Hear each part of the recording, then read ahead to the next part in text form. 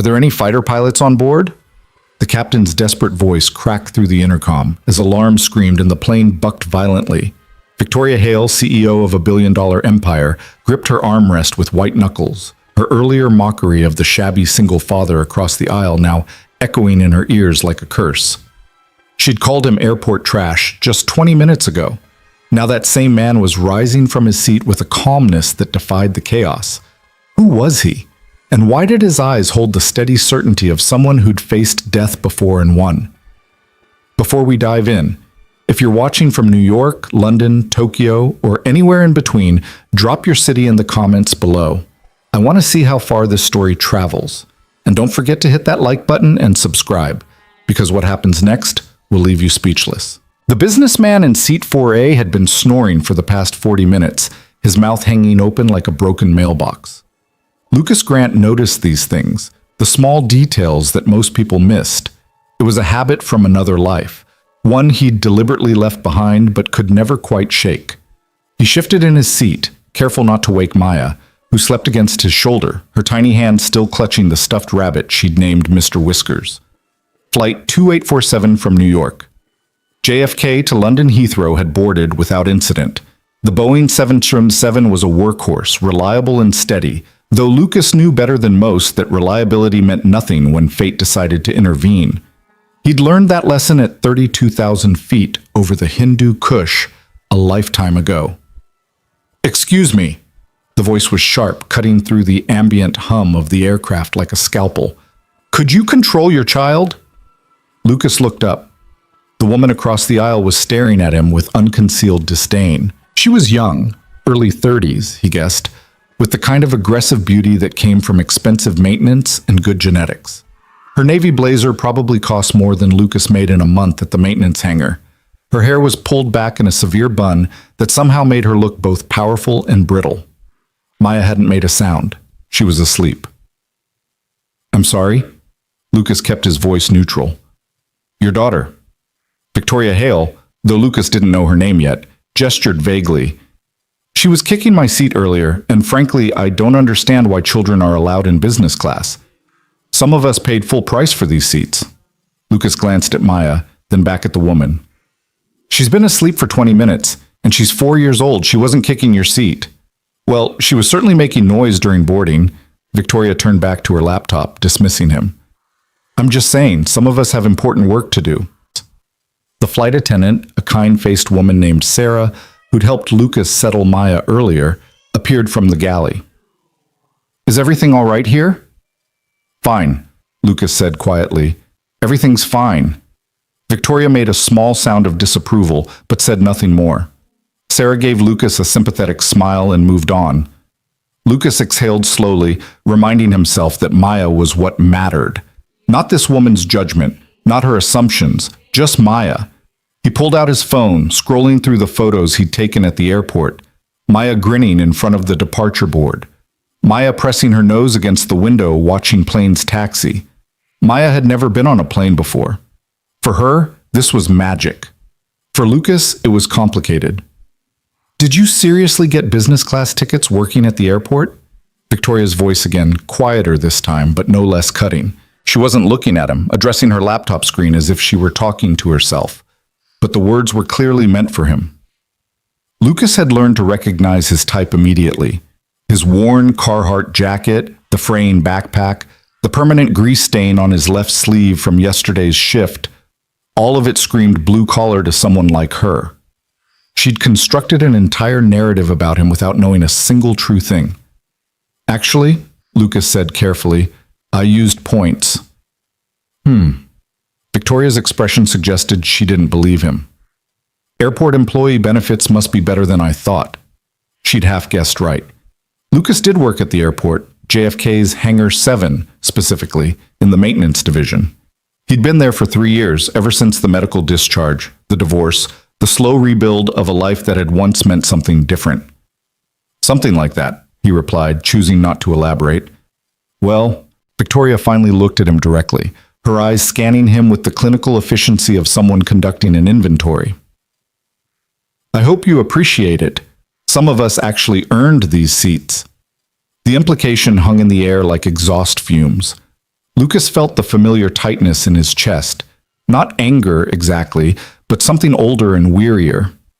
The assumption that manual labor meant lesser value, that his hands, scarred and calloused from years of working on aircraft, made him less worthy of space in the world. He could have told her. Could have explained that he'd earned his place in this cabin and every other skybound space 1,000 times over. Could have described the first time he'd soloed an F-16, the way the Earth had fallen away, and he'd understood, truly understood, what it meant to be human and tiny and infinite all at once. Could have listed the commendations, the missions, the saves, but he'd promised himself he wouldn't do that anymore. Wouldn't use the past as a shield. That life was gone, and anyway, people like Victoria Hale wouldn't care. They'd already decided who he was. Maya earned them, Lucas said instead, his voice soft. She's been through a lot this year. She deserves something special. Victoria's expression flickered, something almost like curiosity crossing her face before the professional mask settled back into place. Right, she said, returning to her laptop. Well, try to keep her quiet. Sarah returned with drinks. Lucas accepted water for himself and apple juice for Maya, who was starting to stir. The little girl's eyes fluttered open, and she smiled up at her father with the kind of unconditional trust that still broke his heart daily. Are we flying yet, Daddy?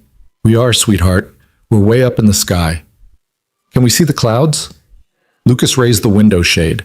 Outside, the Atlantic stretched endlessly, moonlight painting silver paths across the water. Maya gasped, pressing her hands against the plastic pane. It's so beautiful. It is, Lucas agreed, watching her face instead of the view. It really is. Across the aisle, Victoria glanced over despite herself. For just a moment, her expression softened. Then she caught herself and looked away, jaw tightening. The flight settled into its rhythm. Other passengers dozed or worked or watched movies on their seatback screens. Lucas helped Maya color in the activity book Sarah had provided, patiently identifying different types of aircraft in the pictures. A 737, an A320, a Dreamliner. Maya repeated the names carefully, treating each one like a precious secret. You know a lot about planes, Victoria said suddenly. She'd been watching them, Lucas realized, listening. I work around them, Lucas replied. Not a lie, just not the whole truth. As a mechanic? Something like that. That's nice. The word was inflected with the particular condescension reserved for jobs people considered beneath them. I'm sure it's very hands-on. Lucas didn't respond. Maya was showing him her drawing, a lopsided airplane with a purple fuselage and smile windows. He praised it enthusiastically, making her giggle. I run Hale Dynamics, Victoria continued, apparently deciding this man was worth educating about her importance. We're a tech consulting firm. Fortune 500 clients. I just closed a deal worth $42 million. Congratulations, Lucas said, meaning it. Success was success, even when it came wrapped in arrogance. It's exhausting, honestly. The travel, the pressure, everyone wanting something from you. She sipped her wine, a California Chardonnay that Lucas knew cost $18 a glass. He'd seen the menu. I barely have time to sleep, let alone, well, other things. She gestured vaguely toward Maya, the implication clear. Children were inconvenient, incompatible with real achievement. Lucas felt Maya lean against him, already drowsy again. Everyone makes choices, he said quietly. Exactly. Victoria seemed to think he was agreeing with her. I chose my career. I chose to be excellent. Some people choose other paths. The dismissal in those words, other paths, felt like a physical thing. Lucas had heard variations of this speech before, from his ex-wife's lawyer during the custody hearing, from former colleagues who'd traded their flight suits for corner offices, from people who measured worth in titles and bank accounts. He'd chosen Maya. When everything had fallen apart, the discharge, the medical bills, the divorce, he'd chosen his daughter. He'd taken the maintenance job because it was stable, because it let him be present, because showing up mattered more than status. Must be nice, Victoria continued, her tone suggesting it was anything but. Having such simple priorities. Clock in, clock out. No real responsibility. Lucas looked at her then, really looked. Beneath the polish and the performance, he saw something familiar. Fear. The kind that came from building an identity so fragile it required constant reinforcement through comparison. She needed him to be small so she could feel large. Everyone's responsible for something, he said, just not always the same things. Victoria's phone buzzed. She glanced at it and scowled. Unbelievable. My assistant booked me the wrong hotel. I specifically said the Savoy, and she stopped, seeming to remember her audience. Well, you wouldn't understand. Service industry problems. Lucas almost laughed. Almost told her he'd stayed at the Savoy once, courtesy of a grateful ambassador whose daughter he'd helped evacuate from a hot zone. Almost described the view from the room, the weight of the medal ceremony afterward, the way his wife had looked at him across the ballroom like he was a stranger in dress blues. But he didn't. Instead, he helped Maya settle back against his shoulder, stroking her hair until her breathing evened out. These were the moments that mattered. Not Victoria's opinion, not the ghost of his former life, just this, his daughter safe, warm, sleeping peacefully at 37,000 feet. The cabin lights dimmed for the night service. Passengers reclined their seats, pulled out blankets, adjusted eye masks. The flight attendants moved quietly through the aisles, collecting glasses and offering final beverages. Sarah paused beside Lucas. You're doing great with her, she whispered, nodding at Maya. It's not easy traveling alone with a little one. Thank you, Lucas said, genuinely grateful. My daughter's about the same age. I know how it is. Sarah smiled, then moved on. Victoria, Lucas noticed, had been listening. When she caught him looking, she turned away quickly, something almost like shame flickering across her face before she masked it. The turbulence started small. Just little bumps, the kind that make drinks ripple but don't really concern anyone. Lucas felt it in his body before his mind registered it, the subtle shift in air pressure, the change in the engine's pitch. Old instincts, impossible to kill. Maya stirred slightly. Lucas pulled the blanket higher around her shoulders. Then the plane dropped. Not much, maybe 50 feet, but enough to make oxygen masks swing and passengers gasp, enough to wake Maya, who looked up at her father with wide, frightened eyes. Daddy? It's okay, baby. Just bumpy air. Remember what I told you? The plane is strong. We're safe. His voice was calm, practiced. The same tone he'd used to talk down rookie pilots having their first combat panic, to reassure civilians during evacuations, to convince himself during the long nights after the crash that he'd fly again. The seatbelt sign dinged on. The captain's voice came through the speakers, professionally unconcerned. Folks, we've got some rough air ahead. Please return to your seats and make sure your seatbelts are fastened. Flight attendants, take your seats. Victoria gripped her armrest. Her laptop slid slightly on the tray table, and she caught it quickly, closing it with shaking hands.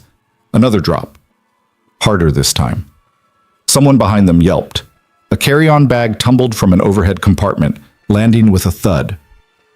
Ladies and gentlemen, the captain again, we're experiencing some unexpected turbulence. We're working on finding smoother air. Please remain seated with your seatbelts fastened. The plane shook, really shook, like something huge had grabbed them and wouldn't let go. Maya whimpered and Lucas wrapped his arms around her. Listen to me, sweetheart. Feel my breathing? Slow and steady. You do it with me. In and out. In and out. Maya tried, her small chest rising and falling in imitation of his. Lucas kept his focus entirely on her, but his peripheral awareness tracked everything else.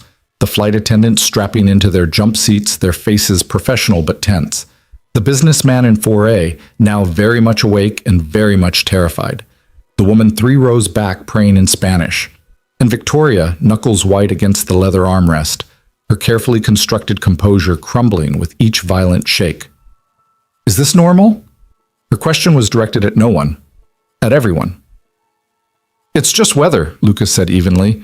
The plane can handle much worse than this. How do you know? The sharp edge was gone from her voice, replaced by something raw and honest. Fear had a way of stripping away pretense. I just do. The turbulence intensified. Not the gentle roller coaster bumps of normal rough air, but something meaner, more sustained. The cabin groaned. Overhead lights flickered. Several people were crying now, making no effort to hide it. Lucas's mind, trained by thousands of hours in the cockpit, automatically began processing information.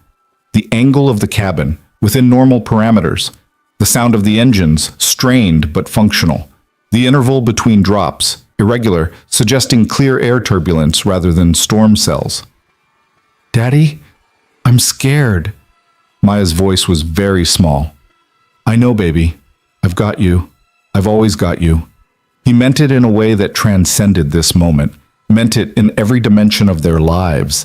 The doctor's appointments for her asthma, the parent-teacher conferences where he was the only father in a room full of mothers, the night she woke crying for a mom who'd chosen a new husband over her own daughter. Lucas had always been there, would always be there, gravity and biology and love pulling him to her like physics. The plane dropped again, stomach lurching and sudden. Maya screamed, and Lucas held her tighter, murmuring reassurances he wasn't sure he believed. Then, from the cockpit, a sound that changed everything. Alarms. Not the soft chime of the seatbelt sign or the ding of a call button, but real alarms. Urgent, insistent, designed to cut through panic and demand immediate attention. Lucas recognized them instantly. Every pilot did. They were the sounds that preceded emergency checklists, difficult decisions, and occasionally disaster. The captain's voice returned, and this time there was no professional unconcern. "This is Captain Morrison. We have a situation. I need everyone to remain calm and stay in your seats." Victoria made a sound like a wounded animal. Around them, panic was beginning to spread, the kind that could turn dangerous quickly in an enclosed space at altitude. "We have a medical emergency in the cockpit," the captain continued. "If there are any doctors on board, please identify yourselves to the flight attendants immediately." Sarah appeared from the galley, moving quickly down the aisle. Two passengers raised their hands, a woman near the front, a man near the back. Sarah collected them both, directing them forward. Lucas watched this unfold with increasing dread. Medical emergency in the cockpit meant crew incapacitation, and if it was serious enough to require passenger doctors. The plane shook again, harder than before. Not turbulence this time, evasive maneuvering. The captain was hand-flying, banking sharply to avoid something. Lucas felt it in his bones, the muscle memory of combat flying, of threading aircraft through impossible spaces at impossible speeds. "We're going to die." Victoria was staring straight ahead, her face bloodless. "Oh my God, we're going to die." "We're not going to die," Lucas said firmly. "You don't know that. You're just a—" She stopped, seeming to remember his daughter. "You don't know that," she finished quietly. "I do know that," Lucas said, and something in his tone made her look at him sharply. Time stretched. Lucas tracked it through the interval between heartbeats, through the rhythm of his breathing, through the counting he'd learned in survival training. 3 minutes since the alarms started. 5 minutes since the doctors went forward. 7 minutes of increasing turbulence and no update from the cockpit. Maya had gone very still against him, the kind of quiet that children achieve only in genuine terror. Lucas whispered to her constantly, fragments of songs, pieces of stories, promises about tomorrow and next week and next year. Anything to keep her anchored to the future, to the idea that there would be one. Then the intercom crackled. Everyone fell silent. "This is Captain Morrison." His voice was strained now, professional veneer cracking.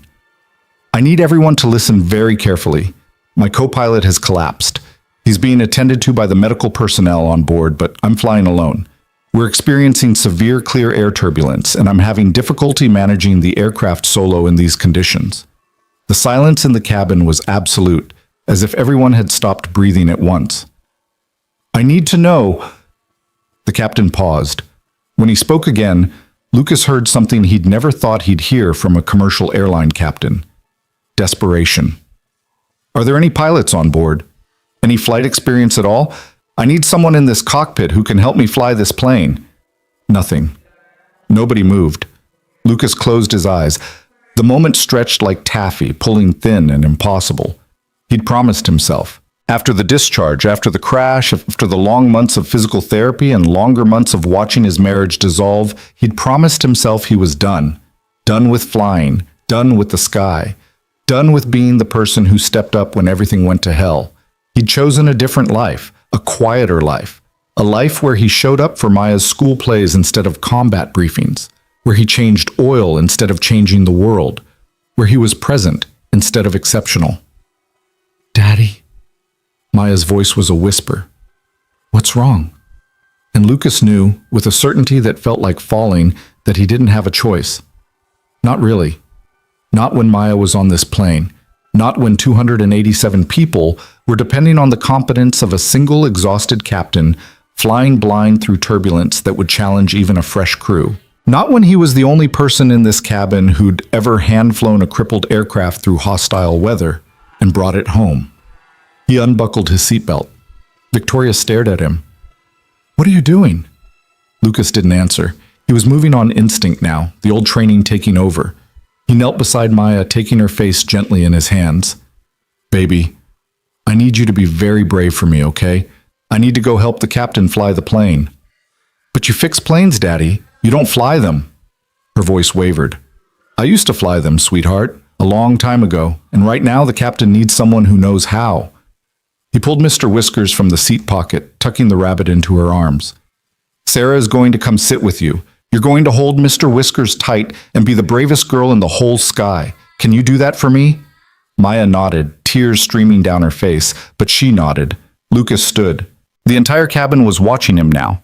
This shabby airport worker in the worn jacket, walking toward the cockpit like he belonged there. Sir?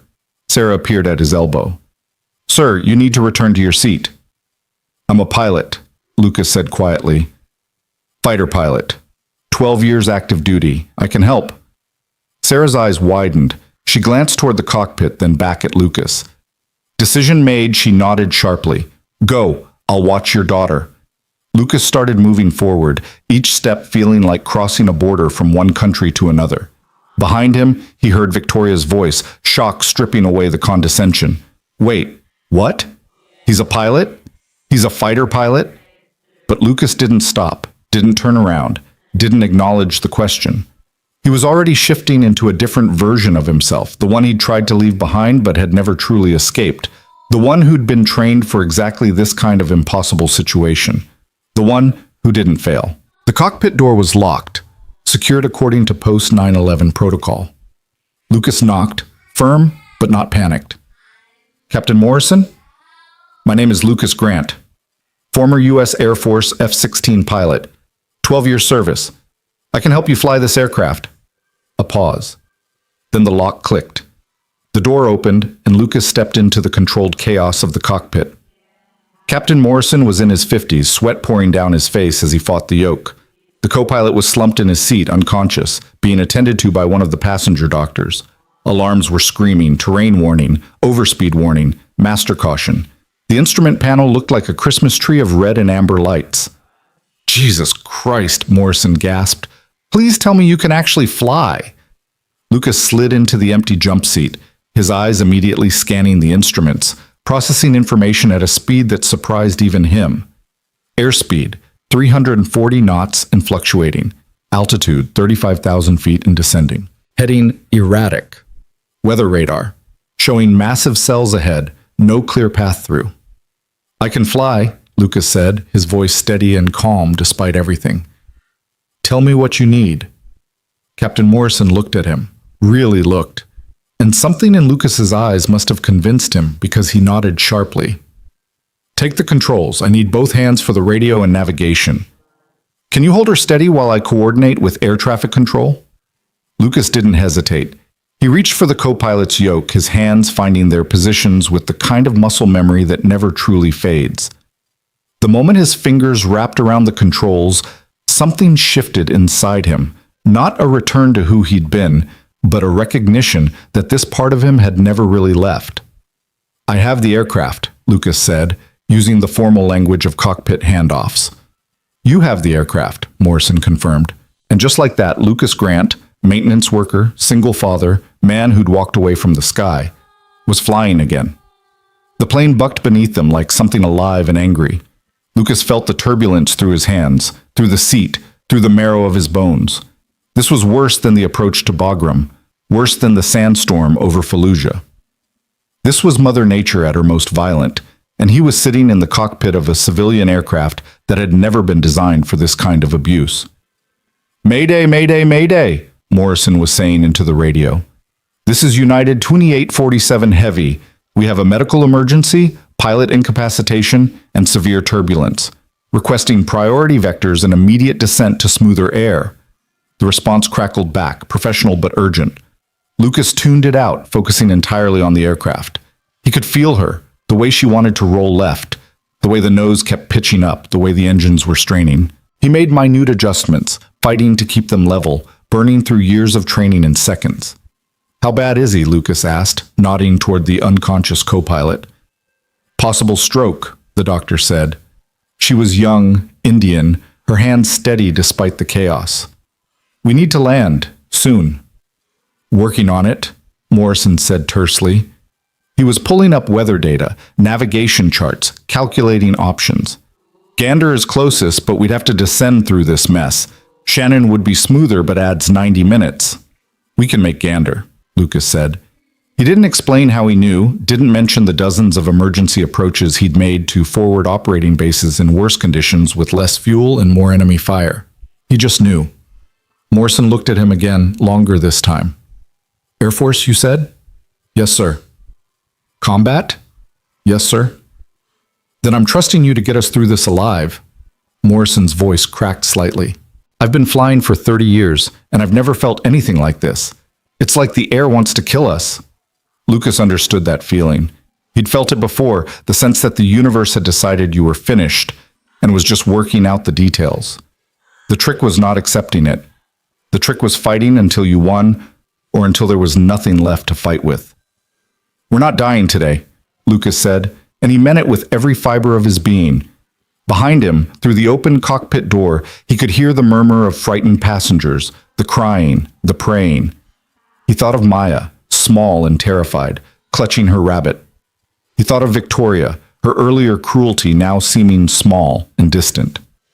He thought of all the people on this plane who'd boarded thinking about their destinations, their meetings, their families, never imagining their lives would depend on the skills of a washed-up fighter pilot who'd come to terms with never being special again.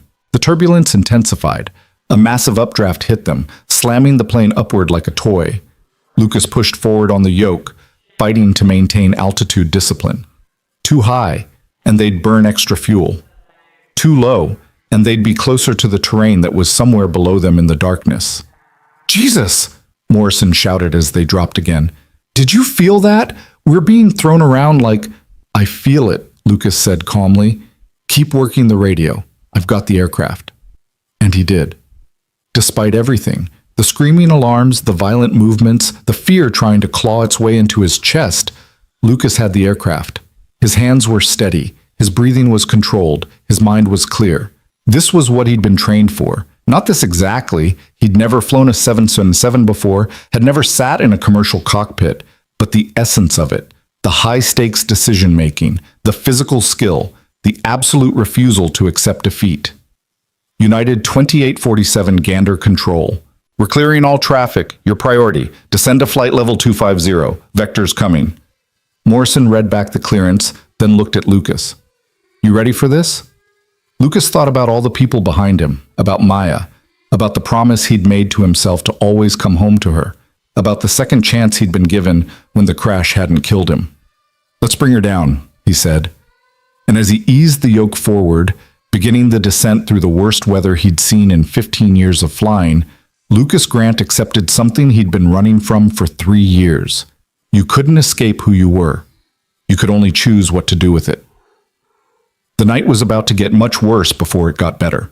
But for the first time since the discharge, since the divorce, since the morning he'd woken up in a hospital bed and learned his flying days were over, Lucas felt like himself.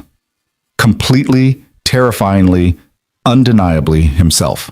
And somewhere in the cabin behind him, as word spread through the frightened passengers that a fighter pilot had taken the controls, Victoria Hale sat frozen in her seat, staring at the space where Lucas had been sitting, finally beginning to understand the magnitude of her error.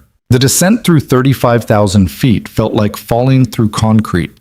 Every 1,000 feet brought new turbulence, new challenges, new reasons for Lucas's training to override his fear.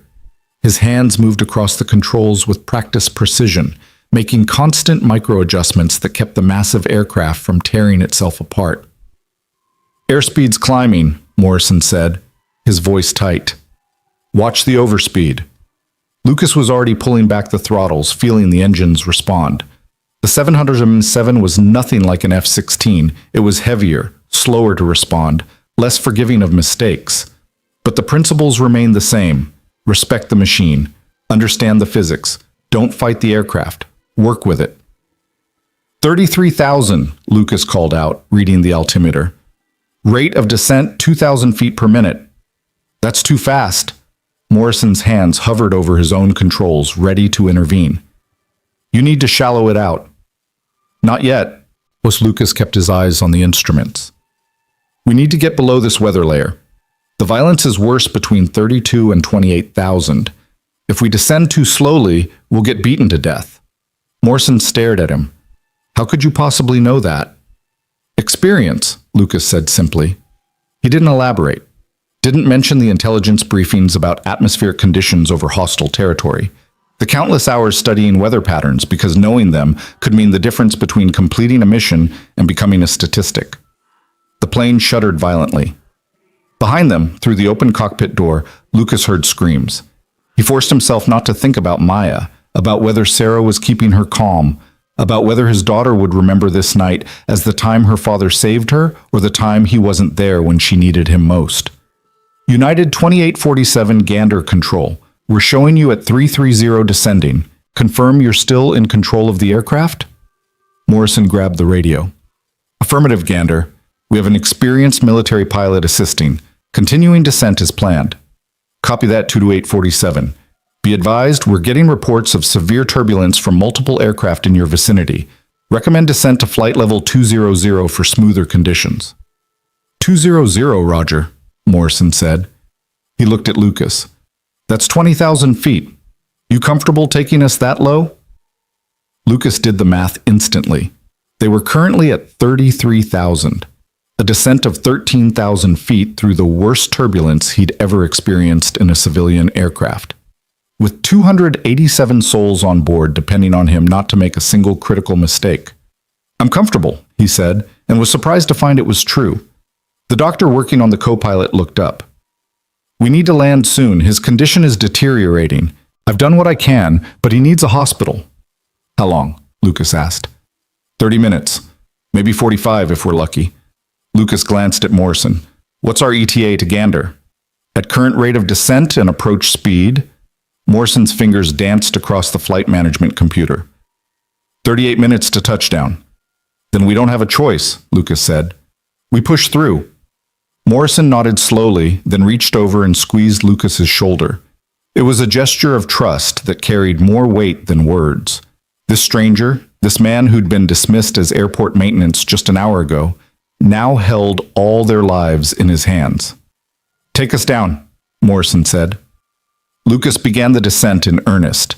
The turbulence at 30,000 feet was unlike anything he'd prepared for. The 777 pitched and yawed, the wings flexing in ways that would have been terrifying if Lucas hadn't understood the engineering tolerance built into modern aircraft. Boeing had designed these planes to withstand forces far beyond what any sane pilot would subject them to. But sane pilots didn't often find themselves flying through atmospheric blenders at night over the North Atlantic. 29,000, Lucas called out. The violence was intensifying, just as he'd predicted. The aircraft was being hammered by vertical wind shear, massive updrafts followed immediately by downdrafts, invisible forces that could snap a plane in half if you fought them wrong. Lucas didn't fight. He rode the turbulence like a surfer reading a wave, making constant small corrections rather than large dramatic inputs. It was exhausting work, every muscle in his arms and shoulders burning from the sustained tension of keeping the yoke steady. How are you doing that? Morrison was watching Lucas's hands with something approaching awe. You're barely moving the controls, but we're staying level. Small corrections, Lucas explained, his voice remaining calm despite the chaos.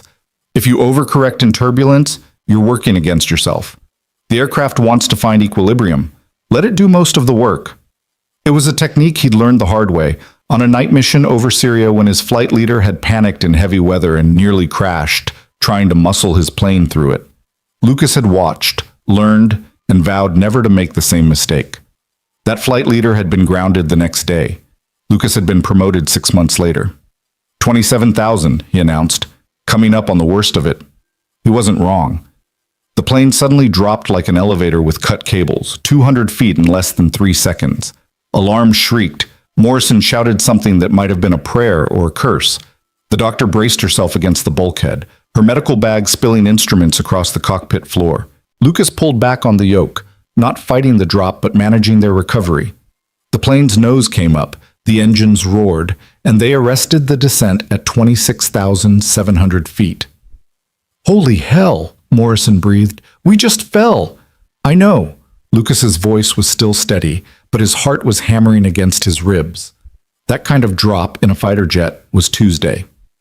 In a commercial airliner full of civilians, it was the stuff of nightmares. "Everyone okay back there?" Morrison keyed the intercom. "Folks, we're experiencing severe turbulence as we work to descend to smoother air. Please remain seated with your seatbelts fastened. We're doing everything we can to make this as smooth as possible." It was a lie, of course. There was nothing smooth about this. But it was a necessary lie, the kind that kept panic from spreading like wildfire through the cabin. Lucas continued the descent. 26,000, 25, 24.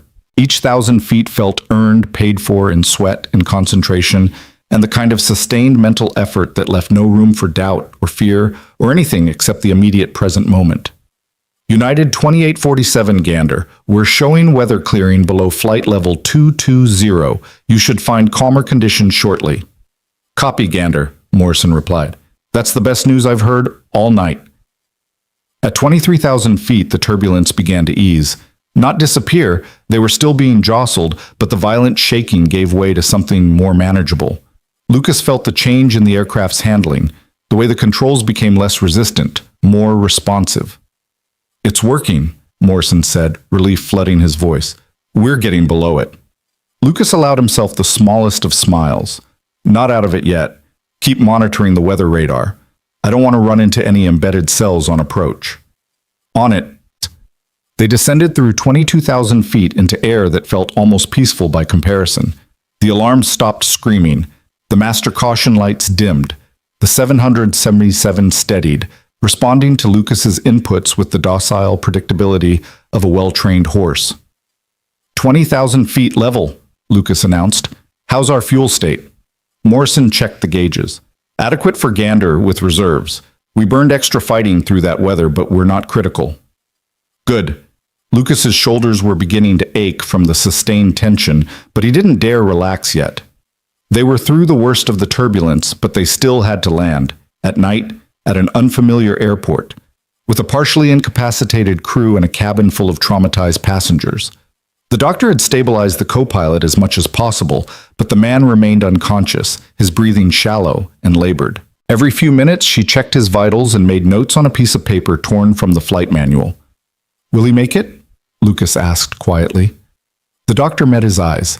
She was young, probably early 30s, but her gaze carried the weight of someone who'd seen too much too soon. "If we land in the next 30 minutes, yes. If we don't..." She didn't finish the sentence. Lucas nodded. 30 minutes. He could do 30 minutes. He'd done much harder things in much less time. Gander Control, United 2847. We're level at 20,000, requesting vectors for the approach. United 2847 Gander, fly heading 045. Descend and maintain 15,000. Expect the ILS approach to runway 21.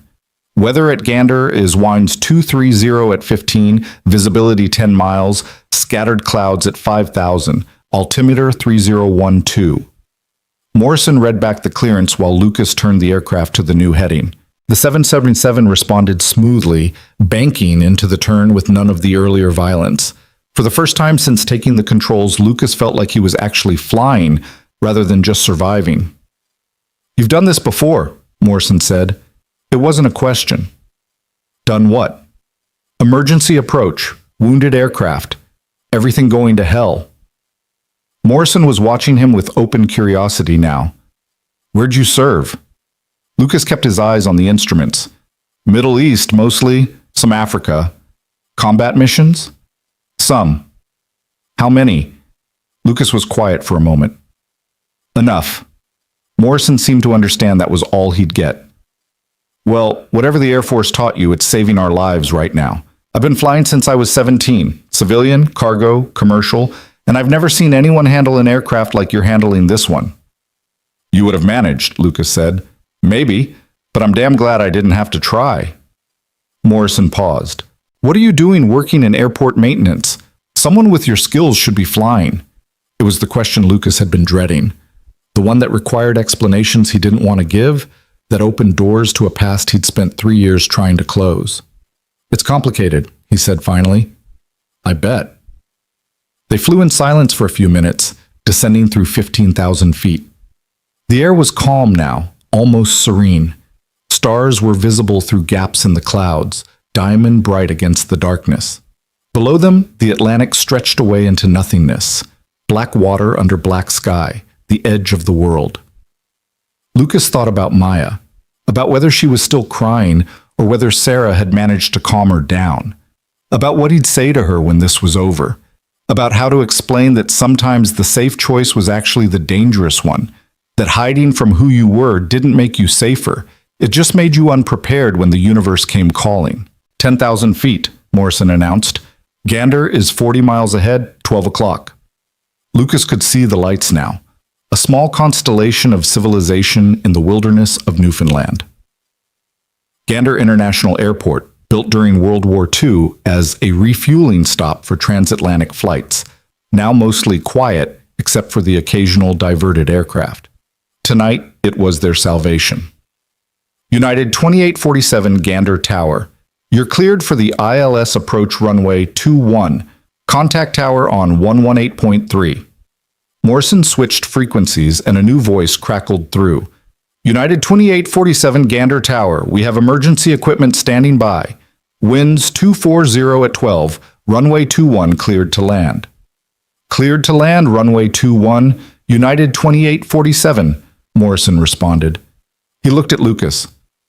You want to take us all the way in? Lucas hesitated. Landing was different from straight and level flight.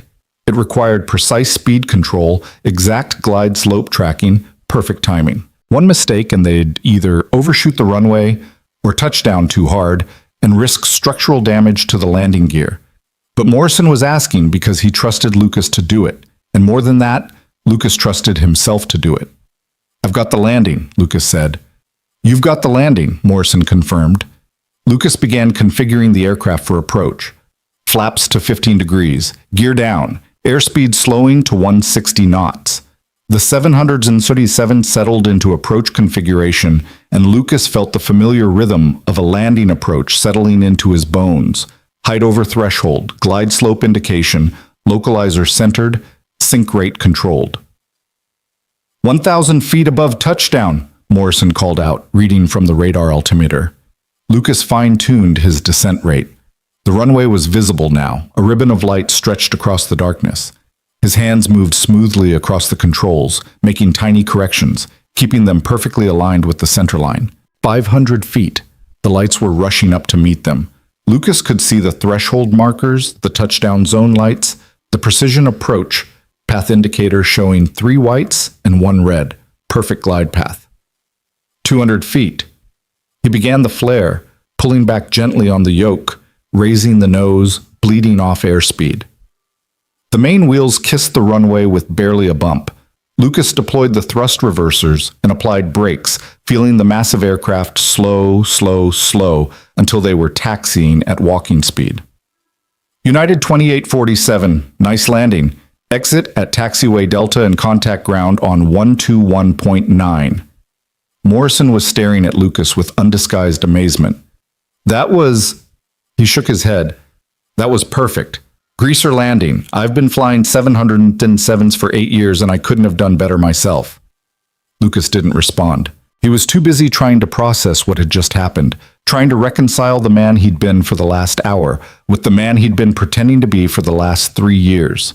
Emergency vehicles were racing alongside them, fire trucks, ambulances, their lights painting the night in reds and blues. Lucas taxied to the designated parking area and set the brakes. Parking checklist complete, Morrison said. We're down. We're safe. Thanks to you. Lucas unbuckled his harness, his hands shaking now that the adrenaline was draining away. Thanks to both of us. Don't sell yourself short. Morrison extended his hand. Captain Tom Morrison, and I owe you my life. Lucas shook his hand. Lucas Grant. And you don't owe me anything.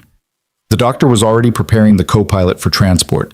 Paramedics crowded into the cockpit, professional and efficient, loading the unconscious man onto a stretcher. Within minutes, he was gone, wheeled across the tarmac toward a waiting ambulance. He'll make it, the doctor said to Morrison. Thanks to you getting us down when you did. Thank Lucas, Morrison said. He did the flying. The doctor turned to Lucas, really seeing him for the first time. You're military? Was, Lucas said. Well, whoever you are, you just saved a lot of lives. She smiled tiredly. I'm Dr. Priya Sharma, and I'm very glad you happened to be on this flight. So am I, Lucas said, and meant it. The cabin door opened. Sarah appeared, her face streaked with tears. Lucas, oh, thank goodness. Maya won't stop crying for you. She's been so brave, but she needs her father. Lucas was moving before Sarah finished speaking, pushing past the emergency personnel, through the galley, into the cabin where passengers were still strapped into their seats, some crying, some praying, some just sitting in shocked silence. Maya saw him and screamed, Daddy! He ran to her, scooping her into his arms, and she wrapped herself around him like a small, desperate monkey. Her face was wet with tears, her whole body shaking. I've got you, baby. I've got you. We're safe now. We're on the ground. I was so scared. You were gone and the plane was shaking, and I thought, shh, I know. But I told you I'd come back, didn't I? I always come back to you. Lucas held his daughter, rocking her gently, and became aware that every eye in the cabin was on him. Passengers were staring with expressions ranging from gratitude to awe to confusion. He'd walked toward the cockpit as a nobody.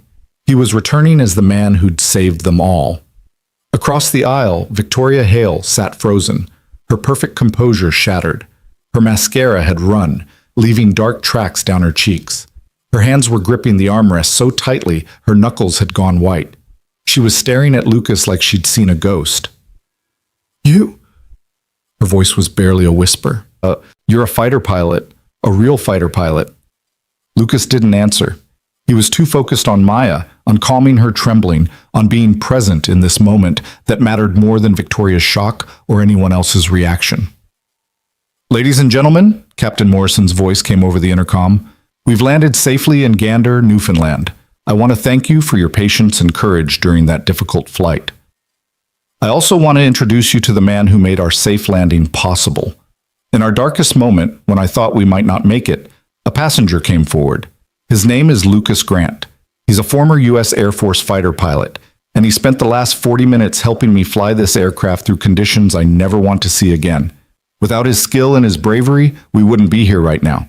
Mr. Grant, wherever you are, thank you. From all of us, thank you. The cabin erupted in applause. Passengers were standing now, turning to look for Lucas, some reaching out to touch his shoulder, to shake his hand. The businessman from 4A was openly weeping. An elderly woman clutched at his sleeve, whispering blessings. Lucas wanted to disappear. This attention, this recognition, it was everything he'd been avoiding, but Maya was in his arms, safe and warm, and that made everything else bearable. Sarah appeared at his side. They're going to deplane soon. Emergency buses are here to take everyone to the terminal, but Morrison wants to speak with you before you go. Lucas nodded. He looked down at Maya. Can you be brave just a little bit longer, sweetheart? Just until we get inside? Maya nodded against his chest, still clinging to him. The deplaning process was organized chaos. Passengers gathered their belongings, helping each other, moving slowly down the aisles. Many stopped to thank Lucas personally, their gratitude genuine and overwhelming. He accepted it awkwardly, unused to being the center of attention, uncomfortable with praise. Victoria approached last. She stood in the aisle, blocking his path, her eyes red-rimmed and uncertain. I need to apologize, she said. What I said before. About you. About your daughter. She faltered, searching for words. I was wrong. About everything.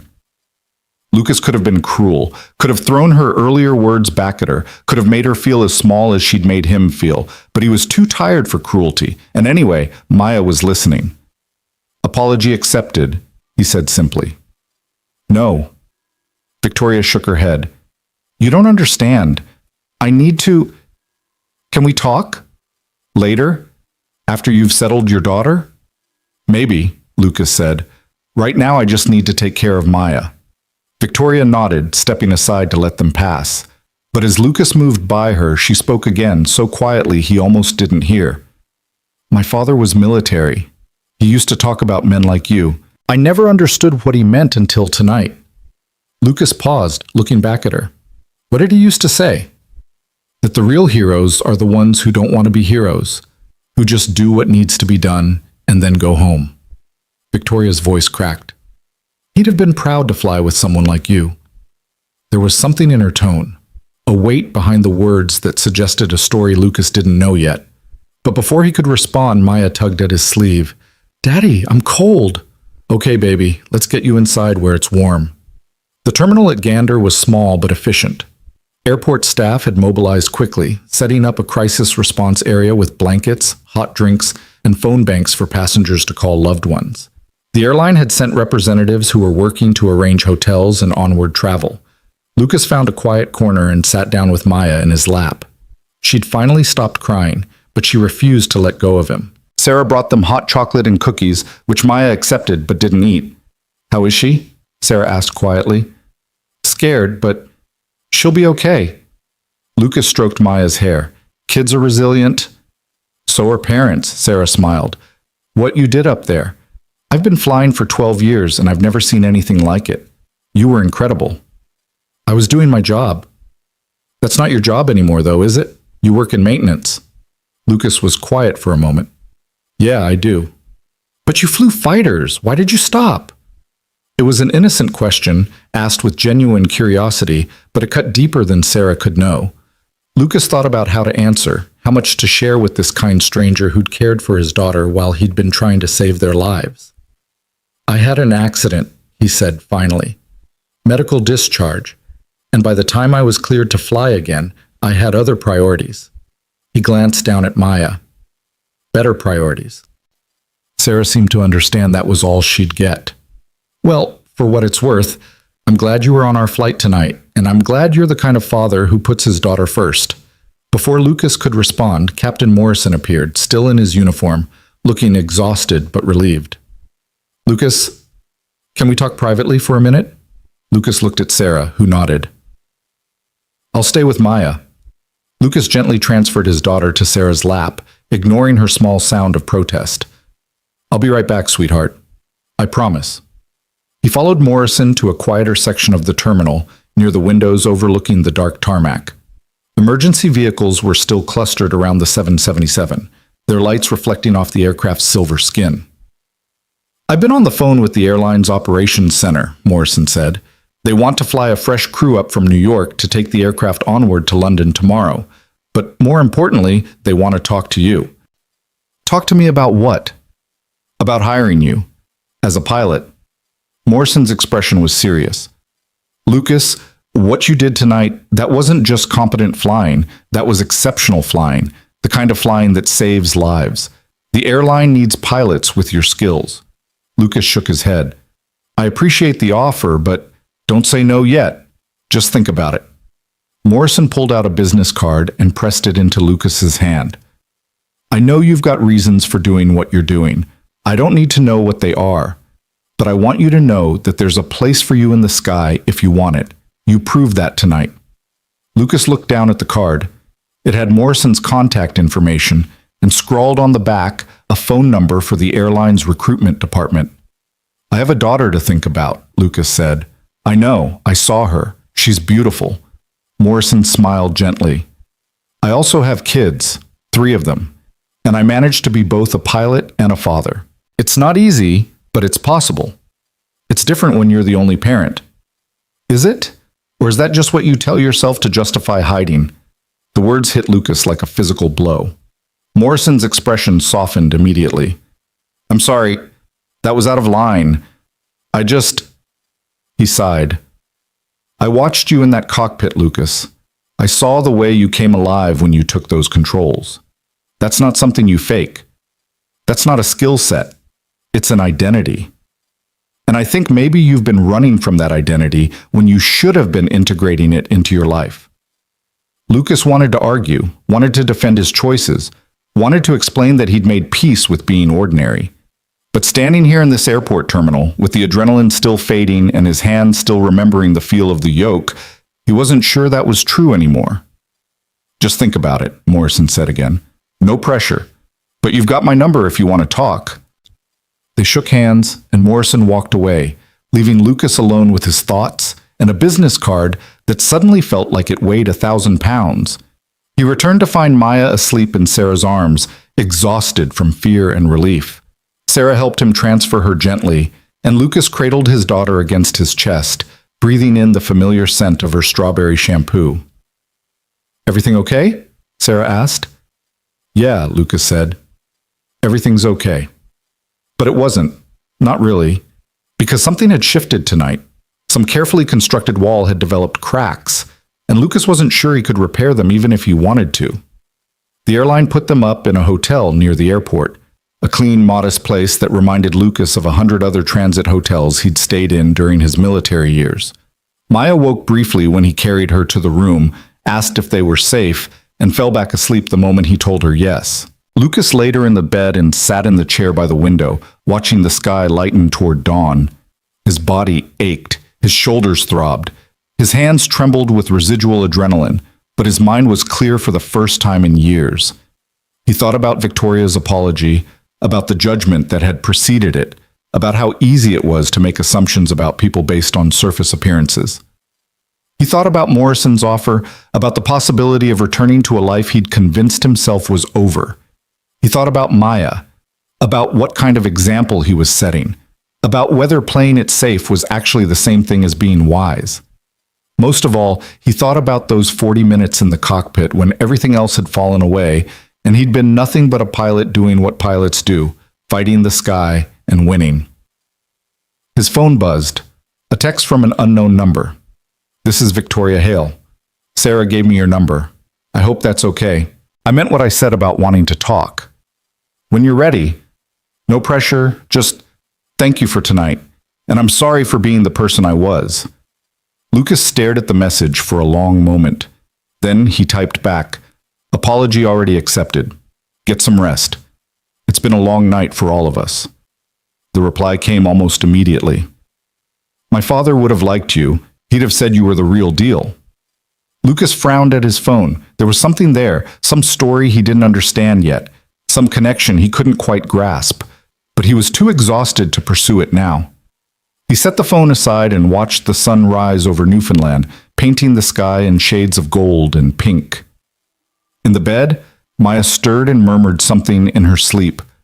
Lucas moved to her side, pulling the blanket higher around her shoulders. Tomorrow, they'd continue to London. Tomorrow, he'd have to decide what to do about Morrison's offer. Tomorrow, he'd have to figure out how to explain to a 4-year-old why her father had disappeared into a cockpit and come back different. But tonight, this morning, he was just Lucas Grant, single father, sitting vigil over his sleeping daughter, grateful beyond measure that they'd both survived to see another sunrise. The sky outside the window was brilliant now, vast and infinite and full of possibility. Lucas looked at it for a long time, remembering what it felt like to live up there, to belong to that endless blue. Then he closed the curtains, climbed into bed beside Maya, and let himself sleep finally, after the longest night of his life. Lucas woke to find Maya sitting cross-legged on the bed beside him, staring at his face with an intensity that would have been unsettling if it weren't so familiar. Sunlight streamed through the gaps in the curtains, suggesting it was late morning, maybe even early afternoon. "You were snoring," Maya announced solemnly. "Was I?" Lucas's voice came out rough, his throat raw from hours of shouting over engine noise and alarms. Really loud, like a bear. She paused, her small face suddenly serious. "Daddy, were you scared? On the airplane?" Lucas sat up slowly, every muscle in his body protesting. He'd forgotten how physically demanding flying could be, especially under extreme conditions. His shoulders felt like someone had been hitting them with hammers. "Yes," he said, deciding on honesty. "I was scared." "But you went anyway." "I did." Why? Lucas pulled Maya into his lap, looking into eyes that were so much like her mother's it sometimes hurt. Because being scared and being brave aren't opposites, sweetheart. Brave means doing the thing that scares you when it needs to be done. Maya considered this with the gravity of someone 3 times her age. Was I brave? You were the bravest person on that whole plane, Lucas said, and meant it. You trusted me even when everything was scary. That takes courage. She leaned against his chest, seemingly satisfied with this answer. They sat like that for several minutes, Lucas breathing in the strawberry scent of her hair, feeling the steady rhythm of her heartbeat against his ribs. This was what mattered. Not the flying, not the recognition, not Morrison's job offer. Just this small person who trusted him completely. A knock at the door interrupted the moment. Lucas glanced at the clock. 1:15 in the afternoon. They'd slept for almost 8 hours. Mr. Grant? A woman's voice, professional and unfamiliar. I'm Jennifer Chen from United Airlines. Captain Morrison asked me to check on you and your daughter. Lucas opened the door to find a petite Asian woman in a crisp airline uniform, holding a tablet and wearing an expression of barely contained awe. Mr. Grant, I can't tell you what an honor this is. She extended her hand. The whole company is talking about what you did last night. You're a hero. I'm not a hero, Lucas said automatically. I just helped land a plane. You saved 287 lives. Jennifer's smile was warm but persistent. That makes you a hero whether you like it or not. May I come in? I have some information about your onward travel, and there are a few people who'd like to speak with you. Lucas stepped aside, and Jennifer entered with the efficient professionalism of someone who'd dealt with unusual situations before. She smiled at Maya, who was watching from the bed with frank curiosity. You must be Maya. I heard you were very brave last night. Maya nodded seriously. My daddy flew the airplane. He certainly did. Jennifer turned back to Lucas. We've arranged a fresh aircraft to take you to London this evening. Different plane, different crew, completely checked and certified. We understand if you'd prefer alternative transportation, but the flight is fine, Lucas said. He wasn't going to let fear dictate their choices. And anyway, he needed Maya to see that planes were still safe, that last night had been an aberration. Excellent. Your departure is scheduled for 6 p.m., which gives you a few hours to rest and have a proper meal. Jennifer consulted her tablet. There's also the matter of compensation. The airline would like to offer you complimentary first-class tickets for life, a cash settlement for your distress, and we're prepared to discuss employment opportunities if you're interested. Lucas shook his head. I don't need compensation. I did what anyone would have done. With respect, Mr. Grant, not anyone could have done what you did. Most people don't have 12 years of fighter pilot experience. Jennifer's expression turned serious. Captain Morrison filed a detailed report. He stated explicitly that without your intervention, he believes the aircraft would have been lost. The airline takes that very seriously. I appreciate that, but there's something else. Jennifer's voice dropped slightly. One of the passengers has been asking to see you. She's been quite insistent. A Ms. Victoria Hale? Lucas felt something tighten in his chest. He'd almost forgotten about Victoria in the chaos of landing and getting Maya settled. Almost forgotten the way she'd looked at him in the cabin, the shock and shame in her eyes. She's here? In the hotel? She booked a room on the same floor. She asked me to give you this. Jennifer handed him a folded note. No pressure, obviously. If you'd prefer not to see her, I can convey that message. Lucas unfolded the note. Victoria's handwriting was precise, almost architectural. I know I have no right to ask for your time, but there's something I need to tell you, something about my father, room 412, anytime you're willing. Who's that lady? Maya asked, reading over his shoulder. Someone from the plane, Lucas said. Someone who... We didn't start off on the best terms. Jennifer was watching him carefully. Ms. Hale mentioned she'd been unkind to you before the incident. She seemed genuinely distressed about it. Lucas folded the note and slipped it into his pocket. Tell her I'll stop by before dinner, after I've spent some time with Maya. Jennifer nodded and made a note on her tablet. Perfect. I'll let her know. Is there anything else you need? Room service, perhaps? It's all complimentary, obviously. We're fine, thank you. After Jennifer left, Lucas ordered lunch through room service, grilled cheese for Maya, a burger for himself, and they spent the afternoon doing normal things. Maya colored in her activity book. They watched cartoons on the hotel TV. Lucas helped her practice writing her name, praising each wobbly letter. It was aggressively ordinary, deliberately mundane, an antidote to the terror of the previous night. But as 4 o'clock approached, Lucas found himself thinking about Victoria's note, about the mention of her father, about the weight in her voice when she'd said, "My father was military." "Maya, I need to go talk to someone for a little while. Can you stay here and watch your movie? I'll leave the door open and I'll be right down the hall." Maya looked up from her coloring book, concern flickering across her face. "You'll come back?" "I'll come back in 20 minutes. I promise." "Okay." She returned to her coloring, but Lucas could see the tension in her small shoulders. Last night had shaken her trust in a fundamental way. He'd have to rebuild it carefully, one kept promise at a time. Room 412 was 6 doors down. Lucas stood outside for a moment, gathering himself, then knocked. Victoria opened the door almost immediately. She'd changed clothes since last night, now wearing jeans and a simple sweater instead of her business attire. And without makeup, she looked younger, more vulnerable. Her eyes were red-rimmed, suggesting she'd been crying recently. "Thank you for coming," she said quietly. "I wasn't sure you would. You said it was about your father." "It is. Please, come in." The room was identical to Lucas's, but Victoria had made it her own. Laptop open on the desk, papers scattered across the bed, a framed photograph sitting on the nightstand. Lucas recognized the professional staging of someone who traveled constantly, who'd learned to create temporary homes in anonymous spaces. "Can I get you anything? Water? Coffee?" Victoria's hands fluttered nervously, betraying the polished executive facade. "I'm fine. What did you want to tell me?"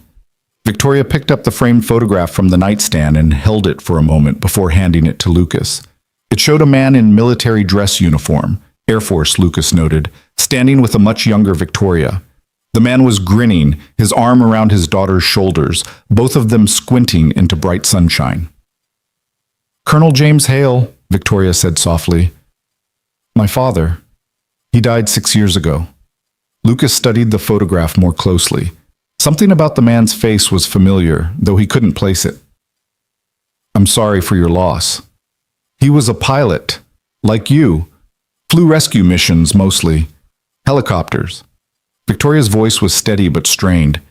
"He spent 25 years in the Air Force, and every single day he talked about the privilege of serving, about the responsibility of the uniform, about the men and women who put themselves in harm's way so others could be safe." She paused, taking the photograph back and staring at it. "I worshipped him when I was young, thought he was invincible. Then I got older and decided he was foolish. All that sacrifice for what? A military pension and a flag at his funeral? I went into business, made money, built something that actually mattered, or so I told myself." Lucas was beginning to understand where this was going, but he stayed silent, letting her work through it. "Last night, when you stood up in that cabin, when you walked toward the cockpit," Victoria's voice cracked, "I saw my father in you. The same certainty, the same quiet competence, the same willingness to step into the fire when everyone else was frozen." She set the photograph down carefully and turned to face Lucas directly. "And I realized I'd spent the entire flight treating you exactly the way I'd learned to treat people like my father. With contempt, with condescension. Because if I convinced myself that service and sacrifice were for suckers, then maybe I wouldn't have to feel guilty about choosing money over meaning." "You don't need to do this," Lucas said gently. "You already apologized." "No, you don't understand." Victoria's eyes were bright with unshed tears. "I need to tell you the rest, about why my father would have recognized you." She walked to the window, staring out at the Newfoundland landscape, rocky and sparse, beautiful in its bleakness. "In 2016, my father was part of a rescue operation in Syria. American contractors trapped behind enemy lines, heavy fire, impossible extraction conditions. 3 helicopters went in, only 2 came out." Lucas felt ice forming in his stomach. 2016, Syria. He knew this story. He'd lived this story. "My father's helicopter was hit by an RPG. went down hard in hostile territory. The mission commander wanted to abort, said it was too dangerous to attempt a second extraction, that they'd already lost one bird and couldn't risk losing more. Victoria's voice was shaking now, but there was an F-16 pilot overhead providing air support. He refused to leave, spent 40 minutes suppressing enemy positions, calling in coordinates, creating a corridor for the rescue team, burned through his fuel reserves, put himself directly in the line of fire, took damage to his aircraft.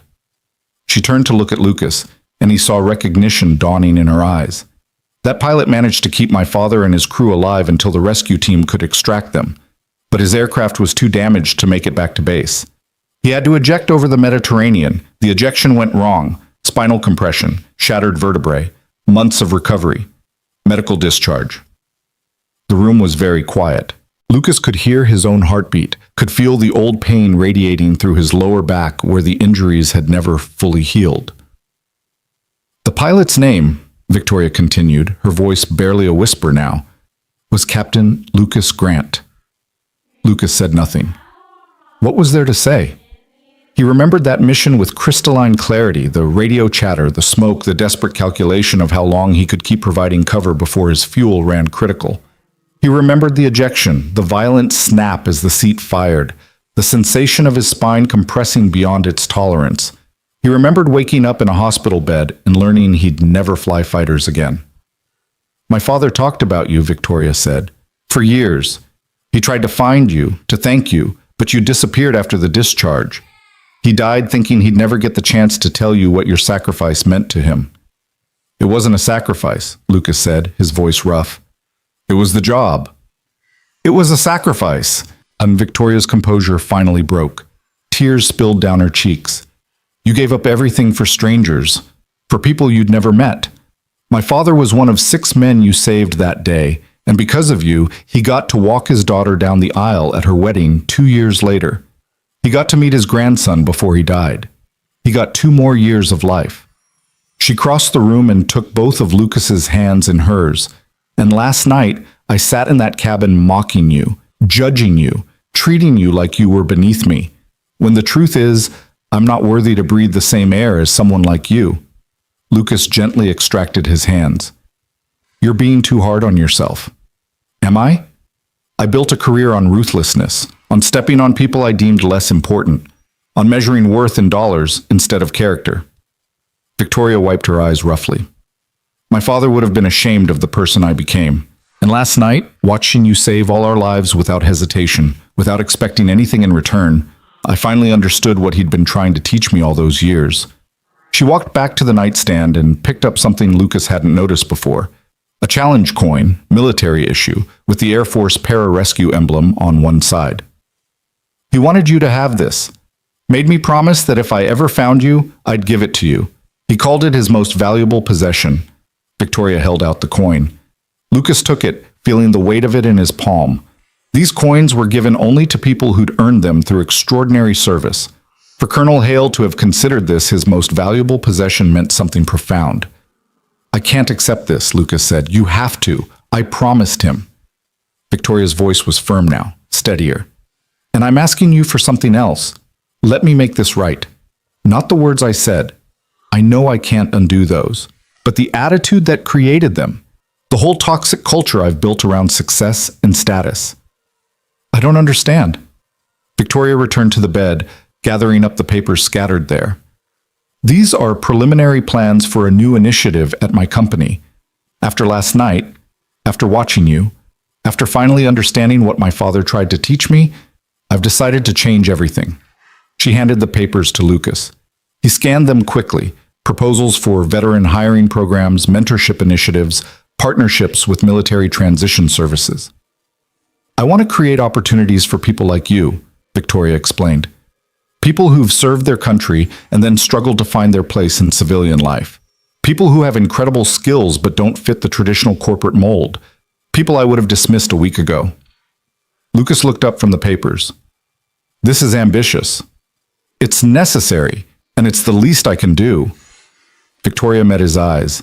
I also want to offer you a position, not out of guilt, but because you're exactly the kind of person we need. Someone who leads by example.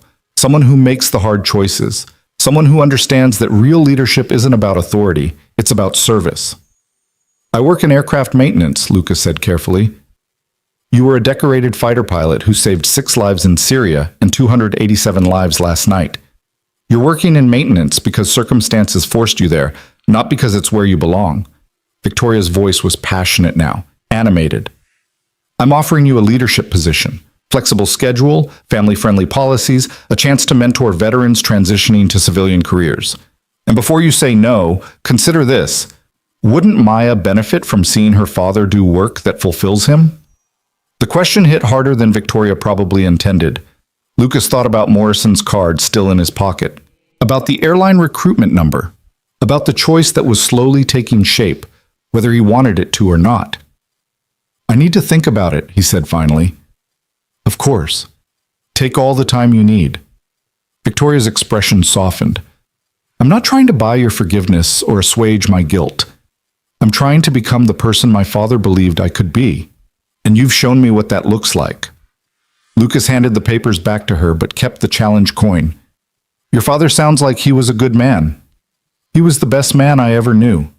Until last night, when I met you. Victoria smiled sadly.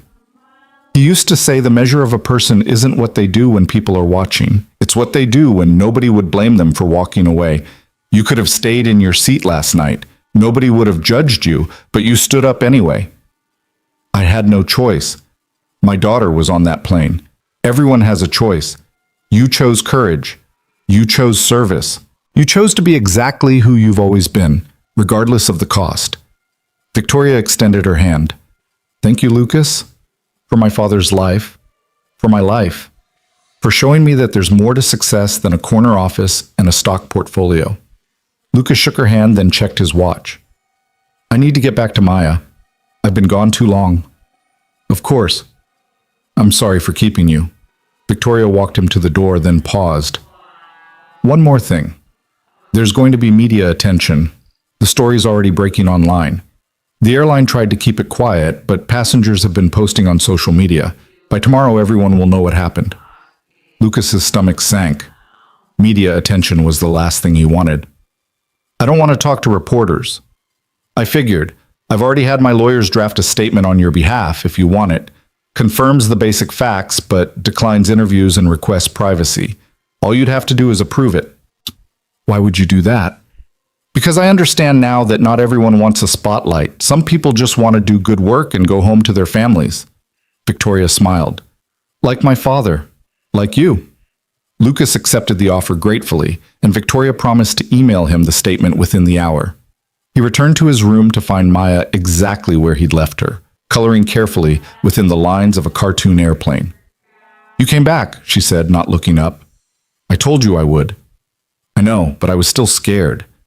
Lucas sat beside her on the bed, pulling her close. Being scared is okay, Maya. It just means you care about something, and the people who love you will always come back if they can. Always? Always. They spent the remaining hours before their flight in comfortable silence. Maya colored while Lucas sat with his laptop, reading the emails that had accumulated overnight.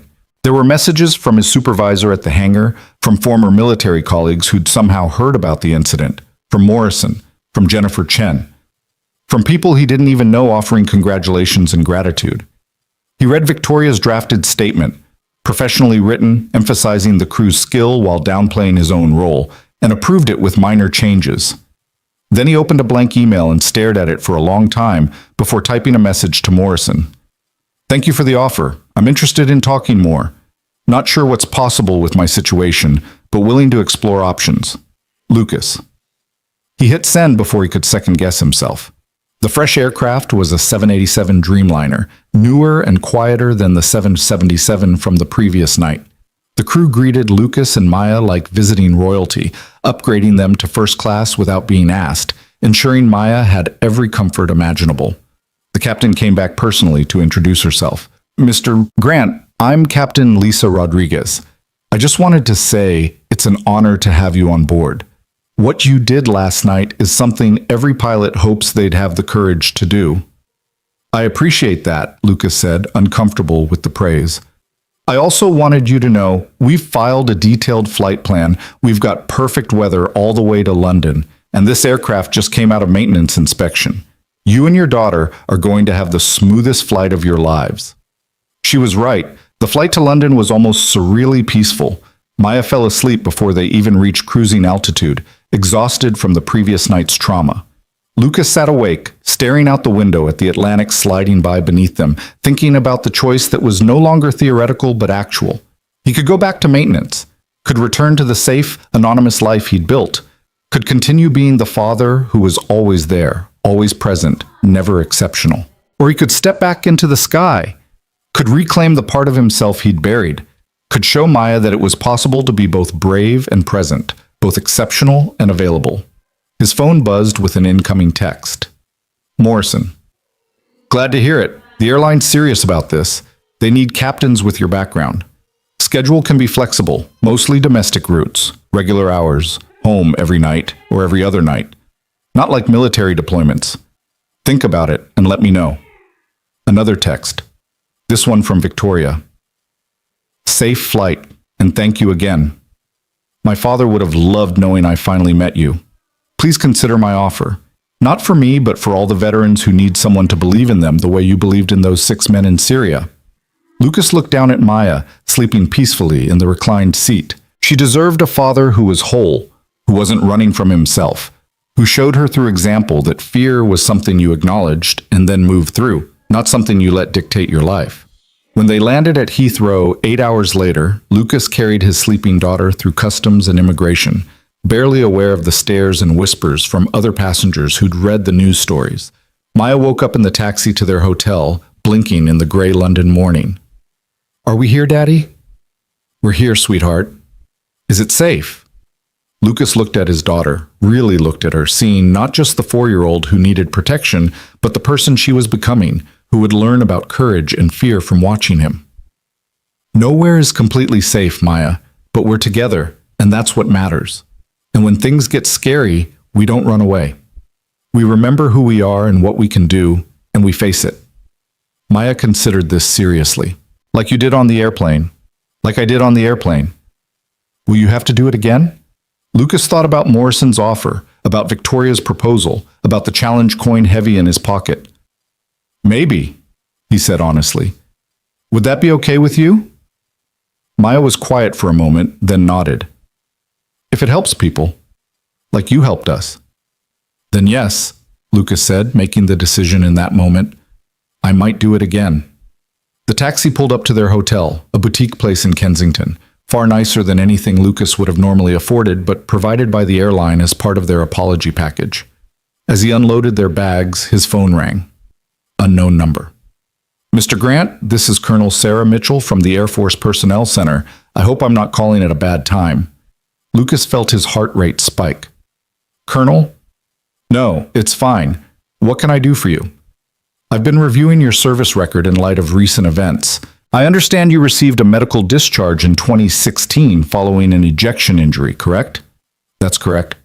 "And I also understand you successfully flew a commercial aircraft through severe weather last night, demonstrating full control and no apparent physical limitations." Lucas could see where this was heading. "I was adequately recovered, yes." "Mr. Grant, the Air Force made a mistake.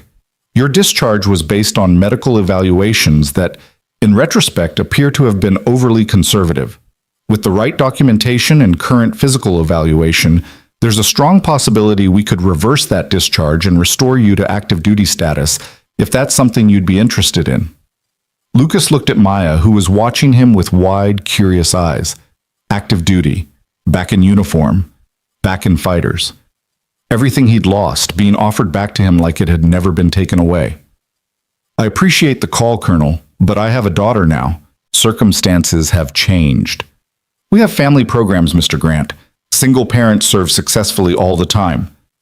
I'm not asking you to decide right now. I'm just saying the door is open if you want to walk through it. I'll think about it. That's all I ask. You have my number. Call anytime."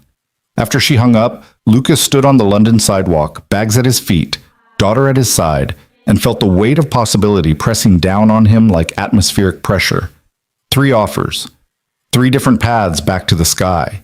Morrison and the airlines, Victoria and corporate leadership, Colonel Mitchell and the Air Force.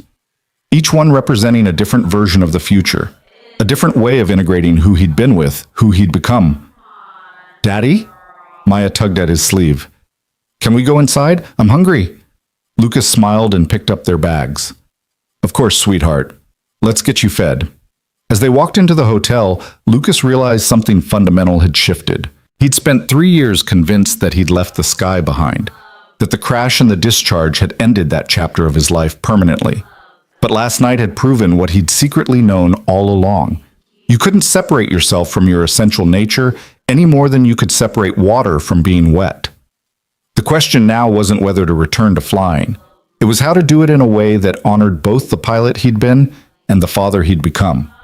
And for the first time since the discharge, Lucas believed that might actually be possible. The London rain started on their third day, a steady drizzle that turned the city into something from a storybook. Maya pressed her nose against the hotel window, watching double-decker buses navigate the wet streets below. And Lucas sat at the desk with 3 business cards spread in front of him like tarot cards predicting possible futures. Morrison's card with the airline recruitment number. Victoria's business card with a handwritten note on the back. "Call me when you're ready to change lives." Colonel Mitchell's official Air Force contact information, embossed and formal. 3 paths.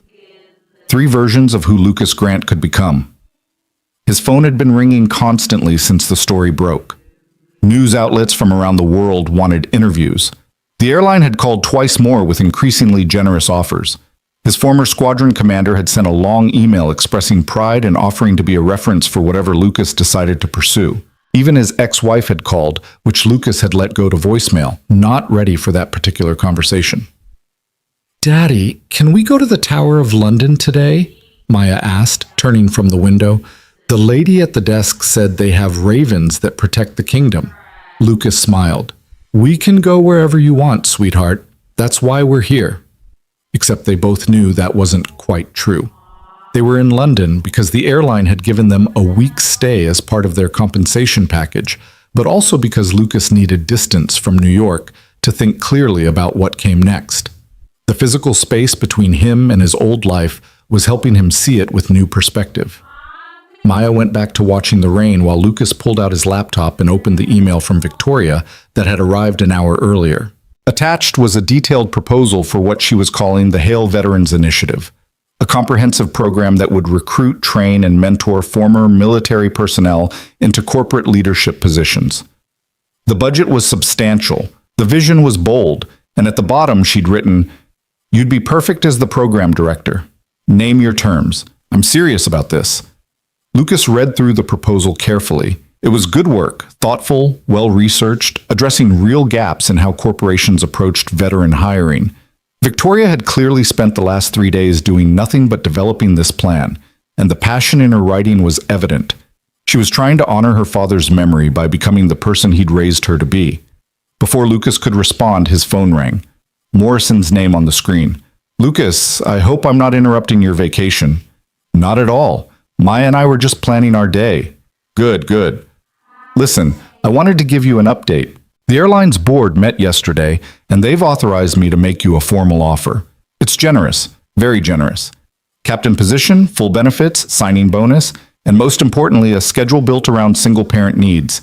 You'd fly primarily domestic routes with regular rotations home, no more than 3 nights away at a time, guaranteed weekends off twice a month." Lucas felt his pulse quicken. That's more than I expected. You saved nearly 300 lives, Lucas, and you did it with a skill level that most of our captains couldn't match. The airline recognizes value when they see it. Morrison paused. "I also spoke with the chief pilot.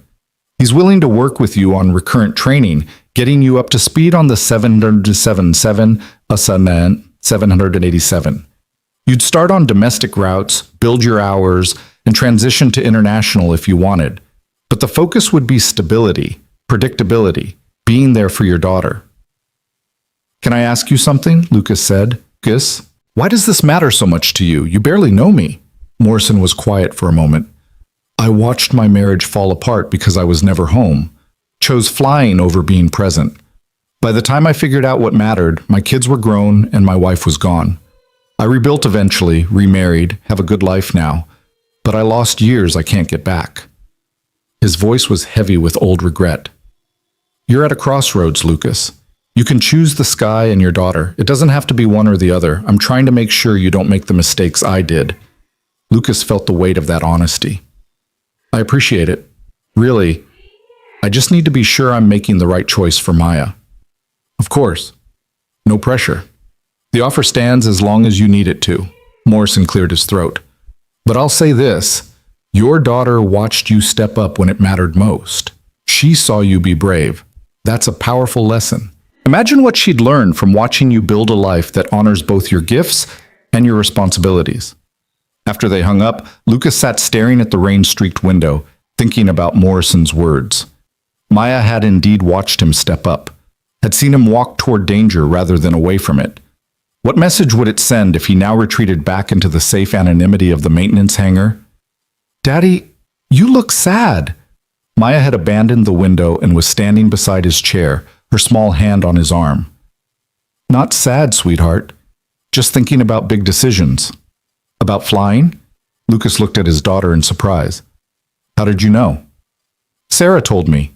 The nice lady from the airplane." Maya climbed into his lap, fitting herself against his chest the way she'd done since she was an infant. "She said you used to fly fighter jets and save people. She said you were a hero." "Sarah talks too much," Lucas said, but without heat. "Are you going to fly again? Would that be okay with you?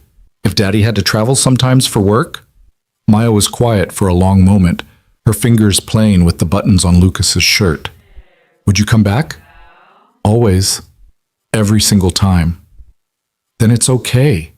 She looked up at him with eyes that were far too wise for 4 years old. "Mommy left and didn't come back. But you always come back." The casual reference to her mother hit Lucas like a physical blow. They didn't talk about it often, the divorce, the custody battle, the way his ex-wife had chosen her new husband over shared custody, essentially abandoning Maya except for occasional supervised visits. Lucas had tried to shield Maya from the worst of it, but kids were perceptive. They understood more than adults gave them credit for. "I will always come back to you," Lucas said fiercely. "No matter what job I have, no matter where I go, you are my first priority. Always." "I know." Maya snuggled closer. "Can we still go see the Ravens?" Lucas laughed, the tension breaking. "Yes, let's go see the Ravens." They spent the afternoon at the Tower of London, watching the legendary birds strut across the grounds while a beefeater guide told stories about kings and queens and executions. Maya was enthralled, asking questions with her characteristic intensity, and Lucas found himself relaxing for the first time since the emergency landing. His phone buzzed with a text from Victoria. "I'm in London. Long story. Can we meet? I have something to show you." Lucas stared at the message in surprise. Victoria was in London? He texted back. "At Tower of London with Maya. Done around 4? The response came immediately. "Perfect. Meet me at the Ivy, 5 p.m. I'll buy you both dinner. Maya likes fish and chips, right?" Lucas smiled despite himself. Victoria had done her homework. He texted confirmation and returned his attention to Maya, who was trying to convince him to buy her a toy raven from the gift shop. The Ivy was everything Lucas expected from a high-end London restaurant. Elegant without being stuffy, crowded with well-dressed patrons who probably didn't give second glances to grease-stained maintenance workers. But when Lucas and Maya arrived, Victoria was already there, looking considerably different from the polished executive he'd first encountered on the plane. She wore jeans and a sweater, her hair down instead of pulled back, minimal makeup. She looked younger, more approachable, and when she saw Maya, her face lit up with genuine warmth. "You must be Maya. I've heard so much about you." Maya studied Victoria with the frank appraisal of childhood. "You're the mean lady from the airplane." Victoria's face flushed, but to her credit, she didn't flinch. "I was mean, wasn't I? I said some really unkind things to your dad. I'm sorry about that." "Did you apologize to him?" "I did. Several times." Maya considered this. "Did he forgive you?" "He did." "Then I guess it's okay." Maya turned to Lucas. "Can I get fish and chips?" The adults laughed, the tension breaking, and they settled into a booth. Victoria had brought a portfolio case, which she set on the seat beside her, but she didn't open it immediately. Instead, she focused on making Maya comfortable, asking about the Tower of London, about the Ravens, about what else Maya wanted to see in the city. Lucas watched this interaction with growing respect. Victoria was genuinely trying, making an effort to connect with his daughter not as a prop or an obligation, but as a person worth knowing. It was a far cry from the woman who'd sneered at children in business class. After Maya was settled with her dinner and a coloring book the restaurant provided, Victoria finally turned to Lucas. "I need to show you something. It's part of why I flew out here." "Get." She opened the portfolio and pulled out a newspaper clipping, yellowed with age, protected in a plastic sleeve. The headline read, "Six Rescued in Daring Syria Operation." Below it was a photo of a younger Colonel James Hale standing with his helicopter crew, all of them looking exhausted but alive. "This ran in the Air Force Times 2 weeks after the rescue," Victoria explained. "My father kept it framed in his office." "Read it." Lucas took the clipping and scanned the article. It described the mission in clinical detail: the ambush, the helicopter going down, the F-16 pilot who'd refused to leave, the eventual successful extraction. There was a quote from Colonel Hale. "I owe my life to Captain Grant. He put himself in the line of fire without hesitation, burned through his fuel to keep us alive, and paid for it with his career. That's the definition of a hero." "I never knew he said that," Lucas said quietly. "There's more." Victoria pulled out another document, a photocopy of what looked like a military commendation. "My father recommended you for the Silver Star, did you know that?" Lucas shook his head. He'd received a commendation for the Syria mission, but nothing that significant. "It was denied because the mission was classified, but my father fought for it, wrote letters, filed appeals, made calls. He wanted people to know what you'd done." Victoria's voice was thick with emotion. "He talked about you until the day he died, called you the finest pilot he'd ever seen, said if he ever got the chance to meet you, he'd tell you that you were the reason he got to see me get married, the reason he got to meet his grandson, the reason he had 2 more years of life." Lucas felt his throat tighten. He'd never thought about the ripple effects of that mission, about the lives that had continued because of his choices. He'd been focused on what he'd lost, his career, his physical capability, eventually his marriage. He'd never considered what others had gained. "Why are you showing me this?" he asked. "Because I want you to understand what you mean, not just to me, but to everyone whose life you touched." Victoria pulled out more documents, letters from the other crew members who'd been rescued, all expressing gratitude, all mentioning Lucas by name. "These men wrote to my father over the years. Every single one of them mentioned you. 2 of them named their kids Lucas. One of them became a helicopter pilot instructor and tells your story to every class he teaches." She spread the letters across the table, a paper testament to impact Lucas had never known existed. "You think you're just a maintenance worker, just a single dad trying to get by. But you're so much more than that, Lucas. You're someone who changes lives just by being who you are." Maya looked up from her coloring. "Are those letters about my daddy?" "They are," Victoria said. "They're from people whose lives your daddy saved." Maya studied the letters with interest. "My daddy's a hero." "He really is." Lucas felt overwhelmed by the weight of it all, the letters, the commendation he'd never received, the gratitude of men he barely remembered. "I was just doing my job." "That's what heroes always say," Victoria replied. "But here's the thing. You have a chance to keep doing that job, not the exact same way, but in ways that still matter. Morrison told me about the airline offer. Colonel Mitchell told me about the Air Force reinstatement possibility, and you know about my proposal." "You talked to Morrison and Colonel Mitchell?" "I called them. I wanted to understand what options you had, what the landscape looked like." Victoria smiled at his expression. I know. I'm being pushy. It's what I do. But I'm also trying to help, and I think I've found something that might work." She pulled out the final document from her portfolio, a detailed organizational chart and program outline. "What if you didn't have to choose? What if you could do all of it in a way that kept you grounded and present for Maya?" Lucas looked at the chart, trying to make sense of it.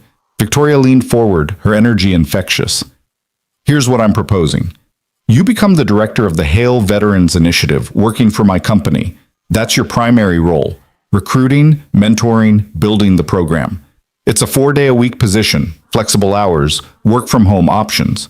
But she held up a hand as Lucas started to speak.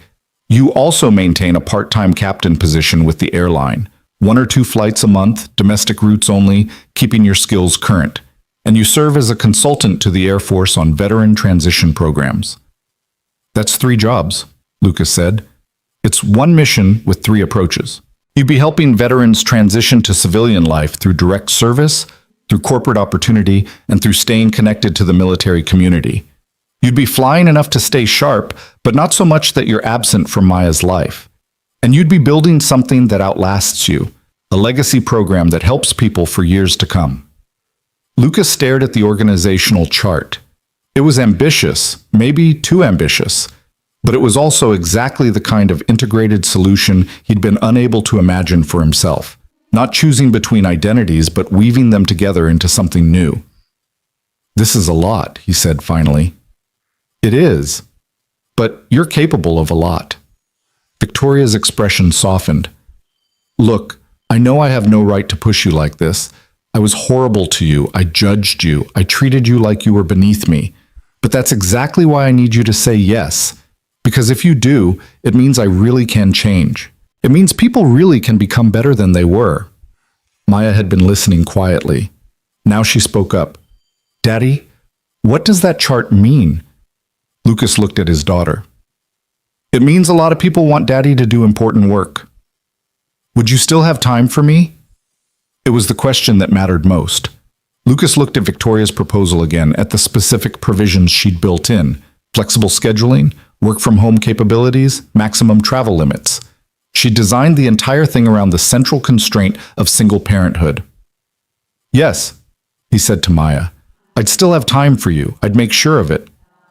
Then you should do it, Maya said with the simple confidence of childhood. You should help people. That's what heroes do. Victoria's eyes were suspiciously bright. She's wise, your daughter. She gets it from her mother, Lucas said automatically, then caught himself. That wasn't quite true anymore, if it ever had been. Maya's wisdom came from having to grow up faster than she should have, from learning to read the adults around her for signs of stability or abandonment. They finished dinner talking through the practical details. Victoria had thought of everything: compensation packages, benefits, childcare support, even a provisional timeline for getting started. She'd put as much energy into this proposal as she probably put into her multi-million-dollar business deals, and Lucas found himself moved by the dedication. I need to think about it, he said as they were leaving the restaurant. This is a big decision. Take all the time you need, Victoria said. Well, maybe not all the time. I'd like an answer by the end of the month. Lucas laughed. 2 weeks. That's not a lot of time. It's enough time to know what you want.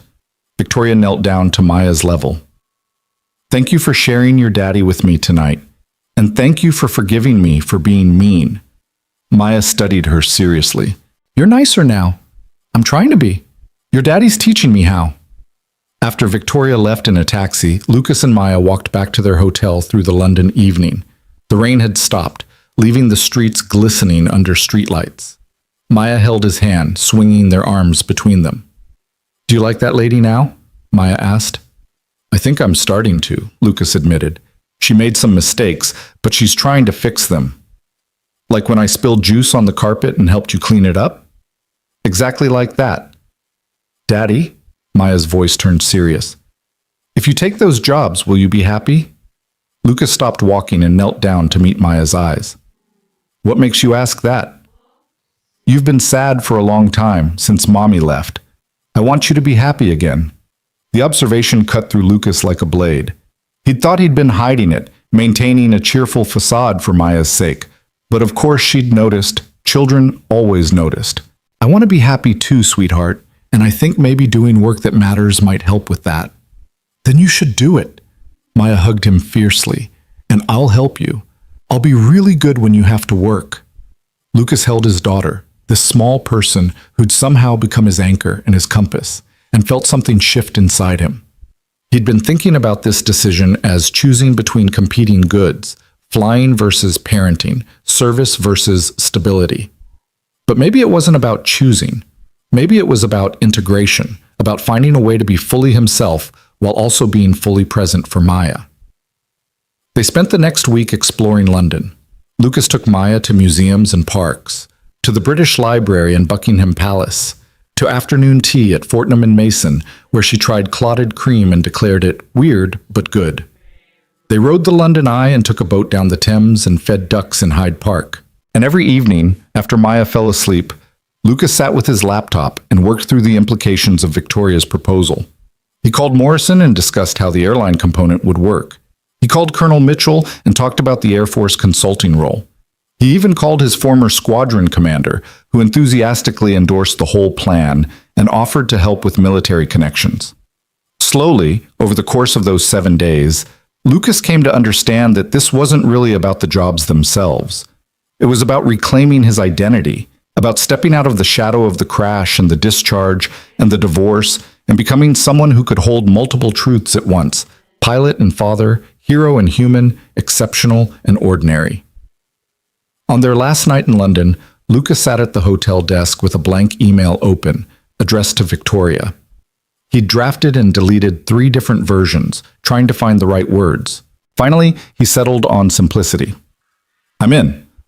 Let's talk details when I'm back in New York. And thank you for seeing who I could be even when I couldn't see it myself. Lucas. He hit send before he could second-guess himself, then opened a new email to Morrison. Yes to the captain position. Let's work out the training schedule. I want to be ready to fly by the end of next month. Another email to Colonel Mitchell. I'd be honored to consult on veteran transition programs. Tell me what you need. And finally, because it felt necessary, an email to his ex-wife. I know we haven't spoken much since the custody agreement, but I wanted you to know that I'm making some career changes. I'll still have Maya on our regular schedule, but I wanted to give you a heads up that things are shifting. I'm going back to flying, among other things. I hope you're well. Lucas? He sent them all before he could overthink it, then closed the laptop and went to stand by the window. London spread out below him, millions of lives intersecting in the darkness, each one carrying its own weight of decisions and consequences and possibilities. His phone buzzed almost immediately. Victoria, I just did a literal happy dance in my hotel room. Thank you for trusting me. This is going to be amazing. Then Morrison. Outstanding news. Welcome aboard, Captain Grant. I'll send the paperwork tomorrow. Colonel Mitchell. Excellent. I'll brief the transition team. They're going to be thrilled to have you involved. And finally, unexpectedly, his ex-wife. That's wonderful news, Lucas. You should never have stopped flying. You were always meant for the sky. I'm sorry I didn't understand that when it mattered. I'm glad you're finding your way back. Lucas stared at that last message for a long time, feeling the complicated mix of anger and forgiveness and regret that always came with thoughts of his ex-wife. She'd hurt him badly, had abandoned Maya in all but the legal sense. But she'd also been right about one thing: he'd been meant for the sky. He was just learning now that he could belong to the sky and to the earth at the same time, to the cockpit and to the bedtime stories, to the missions and to the small daily moments that made up a life worth living. Maya called out from the bedroom, half asleep. Daddy? Right here, sweetheart. Love you.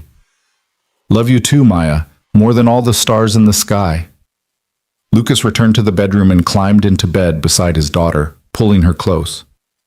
Outside, London continued its nocturnal dance, indifferent to the small revolution happening in this hotel room where a man was slowly becoming whole again.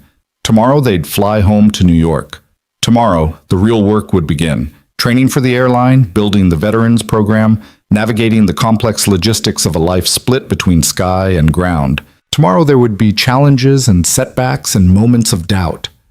But tonight, Lucas Grant, father, pilot, hero, human, simply held his daughter and let himself feel something he hadn't felt in 3 years.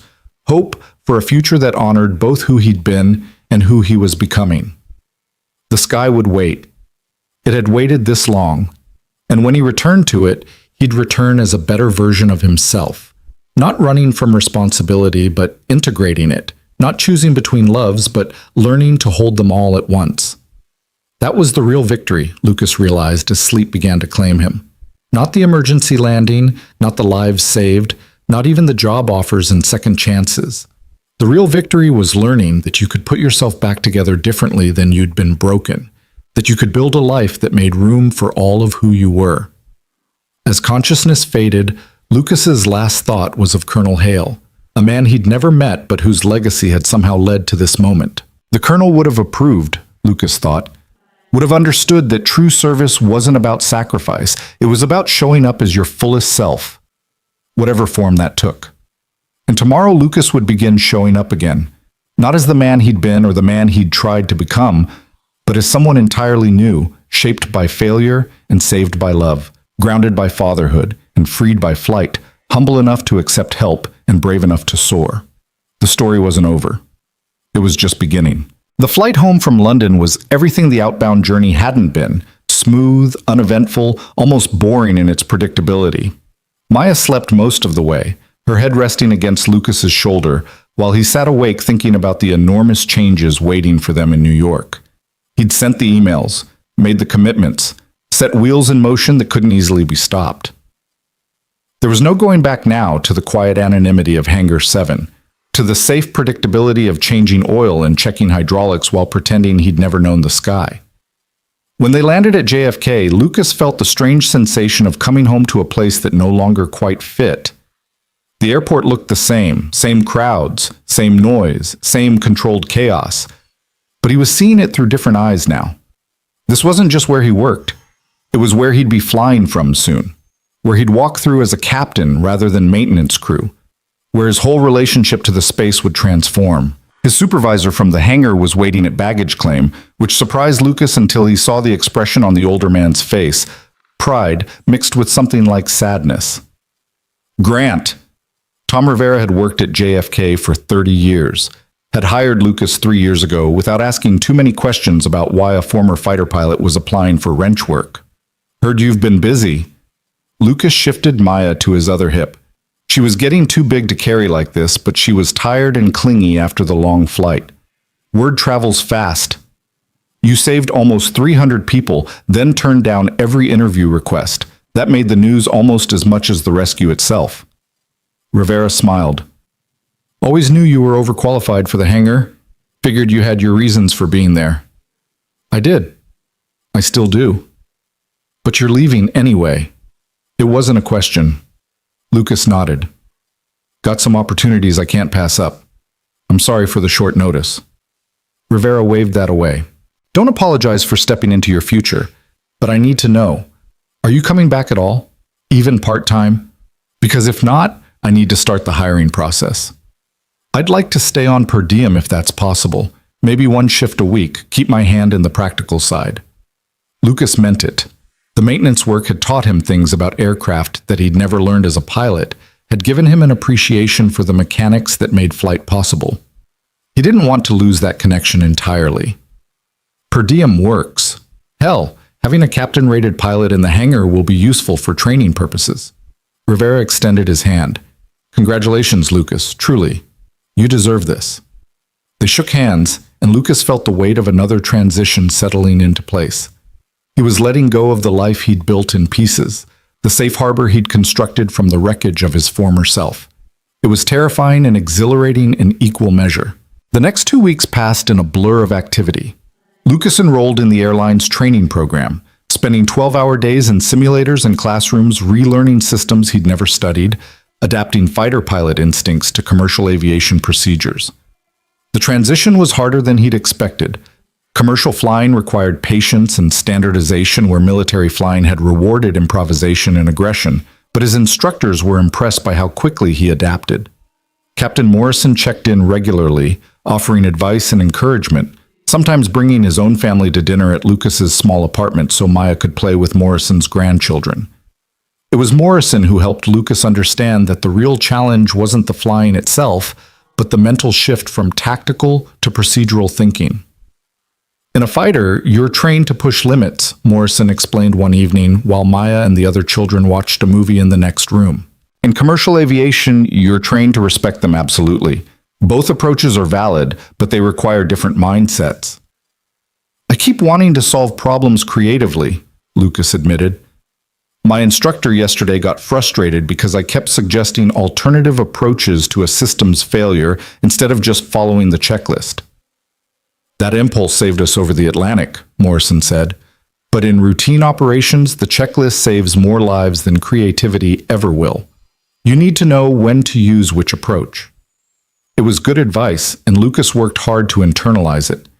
He studied checklists until he could recite them in his sleep, practiced standard procedures until they became muscle memory, forced himself to slow down and be methodical even when his instincts screamed for faster action. Meanwhile, Victoria was moving forward with the Hail Veterans Initiative at a pace that left Lucas slightly breathless. She'd rented office space in Manhattan, hired a small staff, and begun reaching out to military transition programs across the country. She called Lucas daily with updates, questions, ideas, gradually pulling him deeper into the planning process even before his official start date. "I found our first cohort," she announced one afternoon, her voice crackling with excitement through Lucas's phone. 12 veterans, all recently separated, all struggling to translate their military experience into civilian opportunities. "Can you meet with them next week? I want them to hear your story." Lucas hesitated. "I'm not sure I'm the right person to—" "You're exactly the right person. You've lived it. You know what it's like to go from being exceptional at something meaningful to feeling lost and undervalued." Victoria's tone softened. "Please, Lucas, they need to see that there's a path forward." He agreed, partly because Victoria was right, and partly because he was learning that sometimes the most important service was simply showing up and being honest about the struggle. The meeting took place in Victoria's new office, a bright space overlooking Central Park that felt a world away from the maintenance hangar. The 12 veterans were a diverse group, different branches, different specialties, different ages, but they all wore the same expression Lucas recognized from his own mirror 3 years ago. Uncertainty masking barely controlled fear about whether they still had value in a world that didn't understand what they'd done or who they'd been. Lucas stood in front of them, feeling awkward and exposed, and decided to just tell the truth. 3 years ago, I ejected from a damaged F-16 over the Mediterranean. The ejection compressed my spine, ended my flying career, and eventually ended my marriage. I spent 6 months in physical therapy learning to walk without pain, then another 6 months applying for jobs I was overqualified for and getting rejected because I didn't have the right civilian credentials. He paused, seeing recognition in their eyes. I ended up in aircraft maintenance. Good work, honest work, but not what I'd trained for, not what I'd built my identity around, and I told myself that was fine, that I'd made peace with it, that being a good father was enough. He glanced at Victoria, who was watching him with an expression of quiet encouragement. But I was lying to myself. I hadn't made peace with it. I'd just given up. There's a difference. Lucas leaned against the desk, keeping his posture casual. 2 weeks ago, I was on a flight when the co-pilot collapsed. The captain asked if there were any pilots on board, and I almost didn't stand up. Almost let fear and shame keep me in my seat. But I thought about my daughter, about what lesson I'd be teaching her if I stayed silent when I had something to offer. He told them about the emergency landing, about the 40 minutes of flying through conditions that terrified him, about bringing the plane down safely and then having to figure out what came next.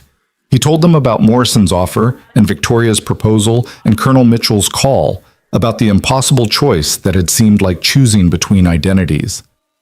"Here's what I learned," Lucas said. "You don't have to choose between who you were and who you're becoming. You can integrate both. You can honor your service by finding ways to keep serving that fit your current life. It won't look the same as it did in uniform, but it can matter just as much." A woman in the front row raised her hand. She was maybe 30, with the rigid posture of someone who'd spent years in military bearing. But how do you convince civilian employers that military experience matters? "I was a logistics officer, managed supply chains for entire forward operating bases. But every interviewer just sees military and assumes I can't adapt." Victoria stepped forward. "That's exactly what this program is designed to address. We're not just placing veterans in jobs. We're educating corporate leaders about the value you bring. Leadership under pressure, adaptability, mission focus. These aren't just military skills, they're exactly what companies need." The conversation continued for another hour, with Lucas and Victoria tag-teaming questions, sharing insights, gradually watching the defensive postures of the veterans begin to relax. By the end, several of them were smiling, a few were asking about specific opportunities, and all of them looked less defeated than when they'd arrived. After they left, Victoria collapsed into her desk chair with a satisfied grin. That was perfect. You were perfect. Did you see their faces when you talked about integrating identities instead of choosing? I was just being honest, Lucas said. Exactly. That's why it worked.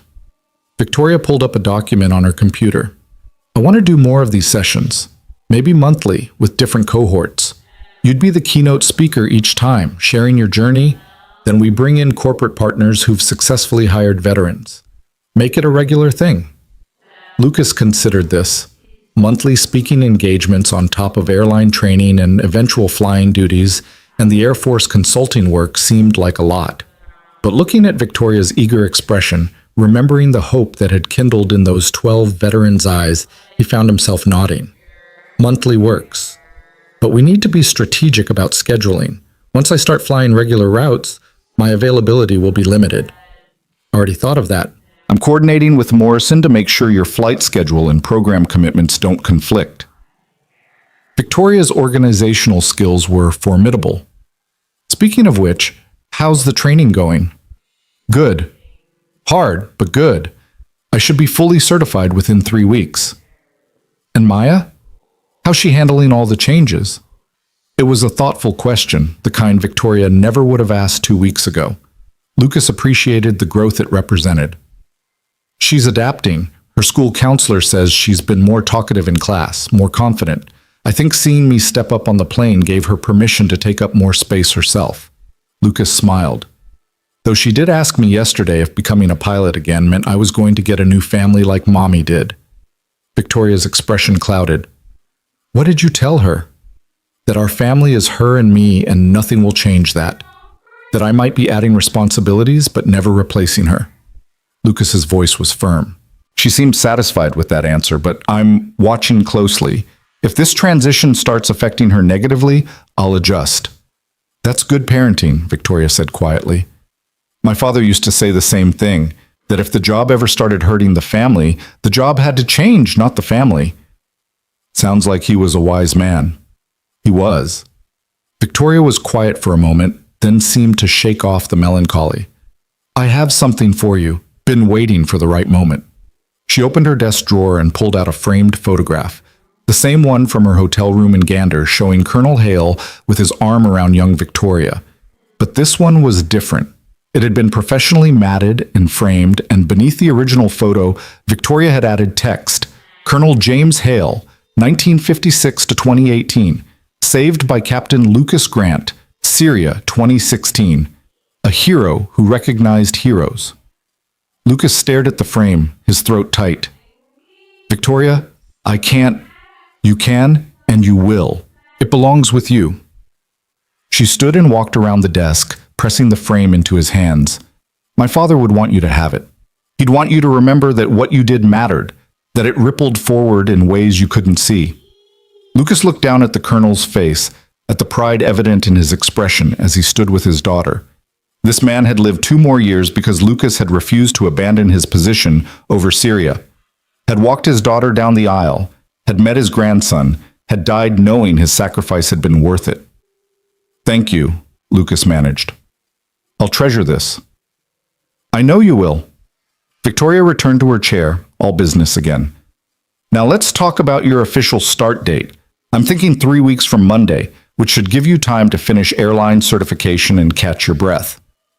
The next 3 weeks were perhaps the most intense of Lucas's life. He completed his airline training with scores high enough that his instructors started asking him to help teach some of the classes.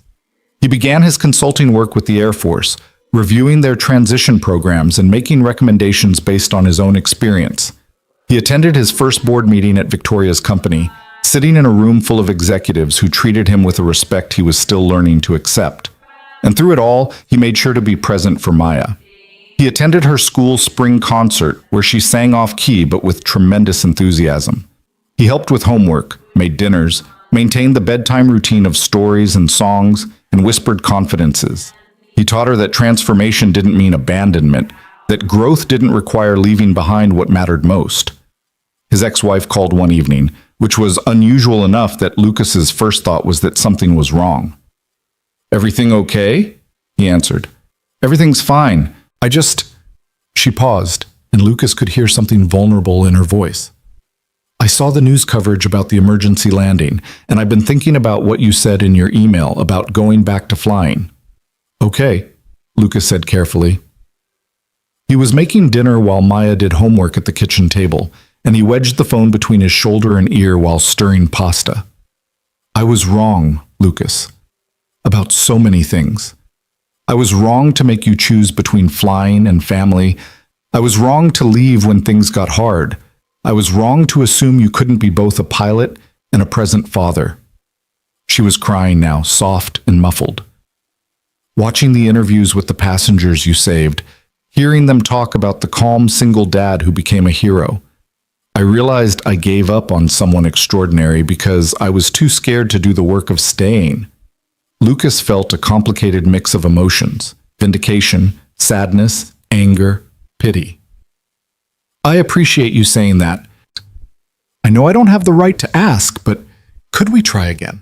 Not romantically, I know that's over, but could we try co-parenting the way we should have from the start? I want to be in Maya's life properly. I want her to know both her parents."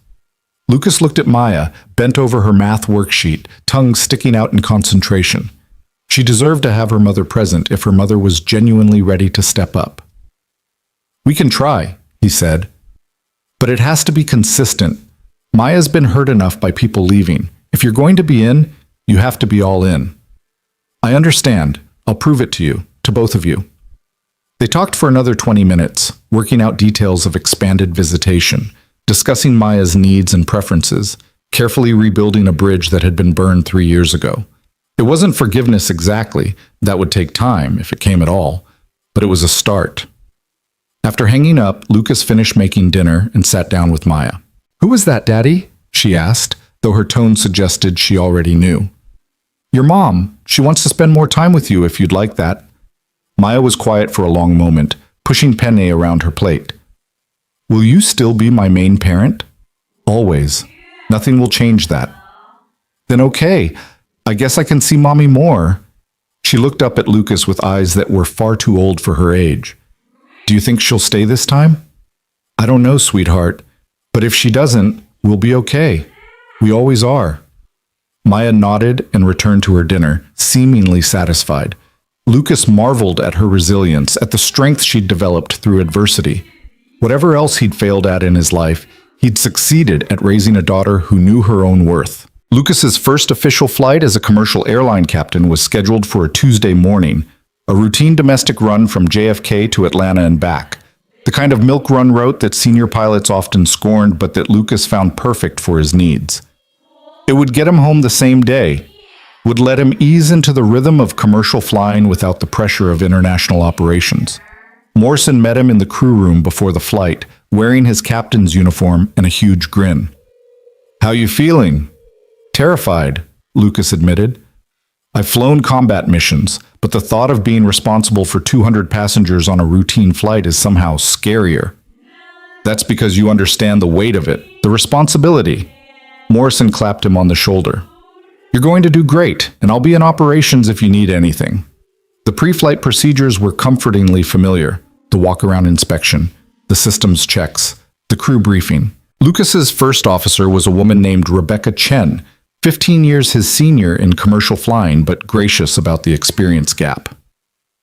"I heard about the emergency landing," she said as they settled into their seats. "Impressive flying." "I had a good captain guiding me," Lucas deflected. "Morrison says you were a natural, says you handled that 777 like you'd been flying them for years." Rebecca smiled. "I'm glad to have you in the left seat. Feel free to ask questions if anything's unfamiliar. Commercial procedures can be quirky." The flight itself was perfectly routine, which was exactly what Lucas needed. They pushed back on time, taxied smoothly, took off into clear skies. The 737 handled differently from the larger 777 he'd flown over the Atlantic, more responsive and nimble, and Lucas found himself enjoying the tactile feedback of the controls. Somewhere over Virginia, Rebecca looked over at him and smiled. You're grinning. Am I? Like a kid on Christmas morning. When's the last time you flew? For work? 3 years ago. For fun? Never, really. Military flying isn't exactly recreational. Well, welcome back to the sky, Captain Grant. It suits you. Lucas realized she was right. The grin wasn't going anywhere. He was home in a way he hadn't been since the ejection, since the crash, since everything had fallen apart. And this time he was bringing his whole self to it. Not just the pilot, but the father. Not just the operator, but the mentor. Not just the man who'd been broken, but the man who'd learned to rebuild differently. They landed in Atlanta precisely on schedule. The passengers deplaned with the casual indifference of people for whom routine flights were unremarkable, which was exactly as it should be. No emergencies, no drama, just professional competence delivering people safely to their destinations. The return flight was equally uneventful, and when they landed back at JFK that evening, Lucas felt a sense of completion he hadn't experienced in years. He'd flown professionally, maintained standards, brought everyone home safe. He'd done the job he'd trained for, the job he loved, the job he'd thought was lost forever. Morrison was waiting at the gate. How was it? Perfect, Lucas said simply. Good, because I've got another route for you next week, and the week after that, and the week after that. Morrison's eyes twinkled. Welcome to the grind, Captain. Hope you're ready. Lucas drove home through evening traffic, arriving at his apartment just as Maya's school bus dropped her off. She ran to him, backpack bouncing, face lit with excitement. Did you fly today, Daddy? Did you? Was it amazing? Lucas scooped her up, spinning her around despite his tired shoulders. I did fly, and it was amazing, and I'm home now, just like I promised. Will you fly again tomorrow? Not tomorrow. Tomorrow I'm all yours. But next week? Yes. Maya seemed satisfied with this answer. They went inside and settled into their evening routine. Homework, dinner, bath time, stories. The familiar rhythms of single parenthood that Lucas had come to treasure, now enriched by the knowledge that he didn't have to choose between this and the sky. Over the following months, Lucas settled into his new life with increasing confidence. He flew 2 or 3 times a month, building hours and experience, gradually taking on more challenging routes. He led monthly sessions for Victoria's veteran cohorts, watching program participants successfully transition into corporate careers that valued their military experience. He consulted with the Air Force on transition programs, helping to redesign curriculum based on lessons learned from his own journey. And he parented Maya, maintaining the bedtime stories and school conferences and weekend adventures that made up the fabric of their relationship. She was thriving now, more confident and outgoing, her earlier anxiety about abandonment gradually fading as Lucas consistently proved he could be both present and exceptional. Victoria's company grew the veterans program beyond anyone's initial expectations. Within 6 months, they'd placed 43 veterans in leadership positions across a dozen companies. Within a year, other corporations were calling to learn about the model, wanting to replicate it in their own organizations. Victoria handled the growth with the same fierce competence she'd once directed toward dismissing people like Lucas, except now she was using that energy to open doors instead of closing them. We're making a difference, she told Lucas one afternoon as they reviewed program metrics. Real, measurable difference. These veterans are succeeding, staying in their positions, getting promoted. The companies are seeing value. It's working. Your father would be proud, Lucas said. So would yours, Victoria replied, which surprised Lucas until he realized she was right. His own father, a career teacher who'd taught Lucas that true success was measured in positive impact rather than personal glory, would indeed have been proud of what his son was building. The Air Force consulting work led to an unexpected opportunity. Colonel Mitchell called one evening with a proposal that initially seemed impossible. The Air Force is launching a new program for pilots who were medically discharged but have since recovered. We're calling it the Return to Flight Initiative. Her voice carried barely contained excitement. You'd be perfect as a test case, Lucas. We could bring you back to active duty, probably not in fighters given your injury history, but certainly in transport or training roles. Lucas felt the old pull of military service, the call to return to the identity he'd built over 12 years of uniformed service. But he also thought about Maya, about the stability they'd built. about the life he'd carefully constructed that honored all of who he was. I appreciate the offer, Colonel, truly, but I think I'm where I need to be. I'm serving, just differently now. I understand, but the offer stands if you ever change your mind. Mitchell paused. You know, Grant, you're having more impact as a civilian than most officers have in their entire careers. The transition program recommendations you made, we're implementing them across all branches. The veteran success stories from Hale's program? We're using them as case studies in separation counseling. You're changing the system from the outside. After they hung up, Lucas sat for a while thinking about impact and legacy, about how sometimes the most important service happened away from the spotlight, in the quiet accumulation of small victories that added up to systemic change. A year after the emergency landing, the airline held a ceremony honoring Lucas and Morrison for their actions that night. Lucas reluctantly agreed to attend only because Morrison insisted, and because the airline was also recognizing the flight attendants and ground crew who'd supported the emergency response. The ceremony was held at the airline's headquarters, with executives and media present.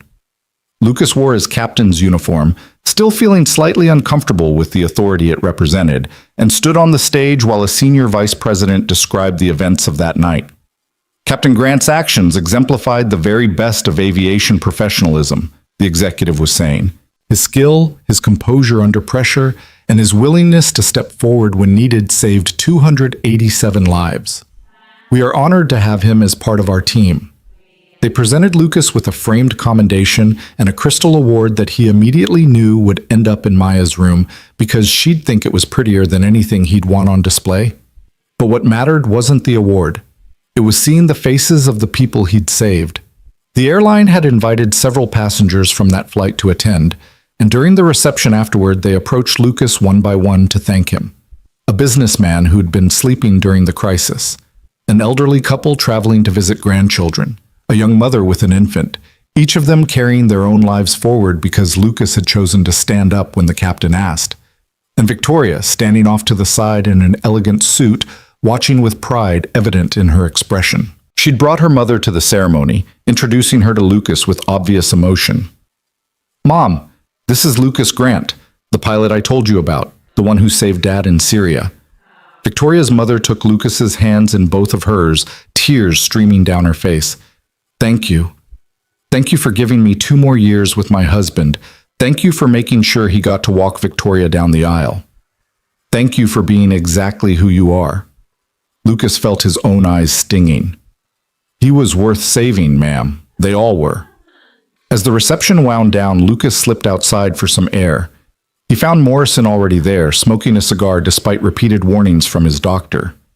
"Those will kill you," Lucas observed. "So will a lot of things. Might as well enjoy something." Morrison offered the cigar, and Lucas waved it away. "Hell of a year you've had." "Hell of a year we've had," Lucas corrected. "None of this happens without you trusting me in that cockpit." I trusted you because you were trustworthy. Big difference." Morrison studied the glowing tip of his cigar. "You know what the best part of all this is? Watching you become comfortable with who you are. When I first met you, you were hiding, ashamed of what you'd lost, convinced you had nothing left to offer. Now look at you, captain, program director, consultant, mentor. You're not hiding anymore." "I had good teachers," Lucas said quietly. "Nah. You had people who recognized what was already there and gave you permission to let it out." Morrison stubbed out his cigar. "The question is, what's next? You've rebuilt your life. You've reclaimed your identity. What do you do with it now?" It was a good question, one Lucas had been thinking about increasingly. The immediate crisis of his transition was over. He had stability, purpose, meaningful work. But Morrison was right. There was a next chapter waiting to be written. "I think," Lucas said slowly, working it out as he spoke, "I want to expand what we're doing. Victoria's program is working for corporate transitions, but there are veterans struggling in ways that corporate jobs won't fix. Mental health issues, addiction, homelessness. I want to create something that addresses those harder cases." Morrison nodded thoughtfully. "That's ambitious, also expensive." "I know, but I've been saving the money from the airline settlement, and I think I could raise more if I was willing to actually tell my story publicly." Lucas had been avoiding media attention, declining interview requests, keeping his head down. But maybe that was another form of hiding. You'd do speaking tours? Press interviews? If it meant helping veterans who are in the dark places I've been, yes, I'd do whatever it took. Morrison smiled. There he is. There's the fighter pilot who wouldn't abandon his position over Syria. Welcome back, Captain Grant. We've been waiting for you. Lucas returned to the ceremony to find Maya had arrived with Sarah, the flight attendant who'd watched her during the emergency. Maya had insisted on coming to see her father receive his award, and she was wearing her best dress and a serious expression that suggested she understood this was important. She ran to Lucas, and he caught her up in a hug. How's my brave girl? Your award is really shiny, Daddy. Can I keep it in my room? Lucas laughed. I was hoping you'd say that. Victoria approached, smiling at the scene. She's wonderful, Lucas. You've done an incredible job with her. She did most of the work herself, Lucas said. I just tried not to mess it up too badly. That's what good parents say. Victoria knelt down to Maya's level. Your daddy's a hero, you know that? Maya nodded seriously. I know, but he's just my daddy mostly. The hero part only happens sometimes. That's exactly right, Victoria agreed, standing back up. The hero part only happens sometimes. The rest of the time, he's just a person doing his best, just like all of us. As the ceremony concluded and people began to leave, Lucas stood holding Maya's hand and looking around at the community he'd built. Morrison and the airline colleagues who'd welcomed him back to flying, Victoria and the veterans whose lives were changing through the program they'd created, Sarah and the flight crew who'd trusted him in crisis, the passengers who'd been saved and now had futures to live. This was what success looked like, Lucas realized. Not the awards or the recognition, not the dramatic moments of heroism, but the quiet accumulation of positive relationships and meaningful work. The integration of all the parts of himself into something whole and functional and good. Ready to go home? He asked Maya. Ready, she confirmed. They drove home through New York evening traffic, Maya chattering about her day while Lucas listened with half his attention on her words and half on the mental planning of what came next. The expanded veterans program, the speaking engagements, the continued flying and mentoring and building of a life that honored service without requiring sacrifice. At a stoplight, Lucas glanced in the rearview mirror and caught his own reflection. The man looking back wasn't the broken pilot from 3 years ago or the scared maintenance worker hiding from his past. It was someone new, someone who'd learned that strength came not from avoiding failure, but from integrating it, not from hiding scars, but from understanding what they taught.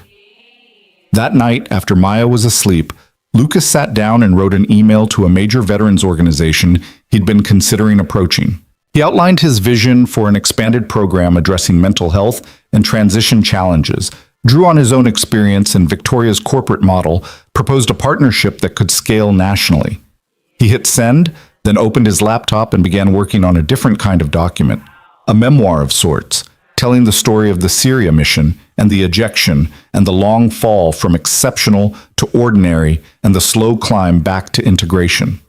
Not for ego or recognition, but because other veterans needed to know that the dark places weren't permanent, that identity could be rebuilt, that service could continue in forms you never anticipated. The words came slowly at first, then faster as he found his rhythm. He wrote about the crash and the pain and the shame. He wrote about Maya and choosing fatherhood over status. He wrote about the maintenance hangar and learning humility. He wrote about the emergency landing and the moment of choosing courage over fear. And he wrote about what came after, the hard work of integration, the slow building of a life that made room for all of who he was.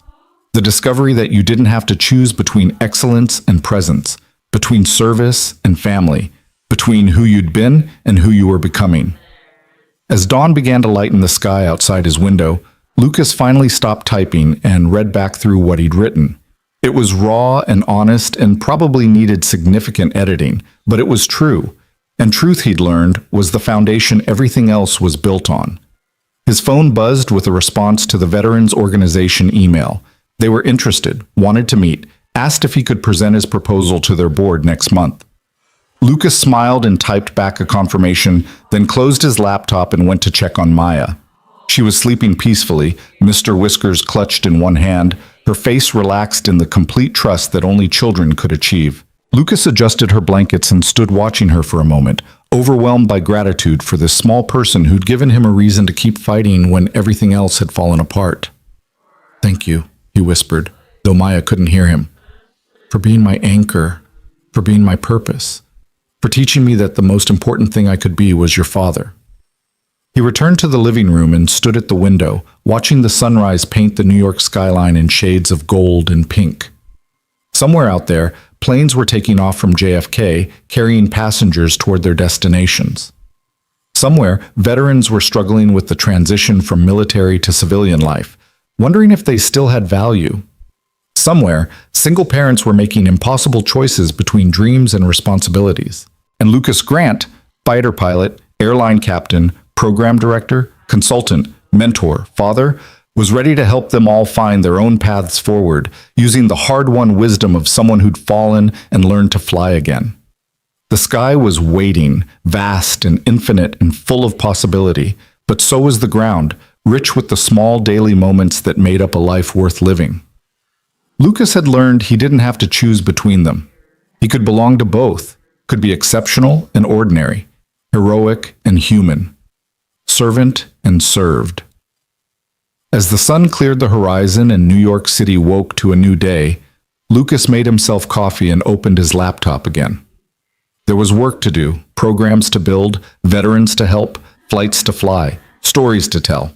There was Maya to raise and a future to construct piece by careful piece. But for now, in this quiet morning moment before the day's demands began, Lucas Grant simply stood in his small apartment and let himself feel something he'd been missing for 3 years. Wholeness. Not perfection. He'd never be perfect, and that was fine.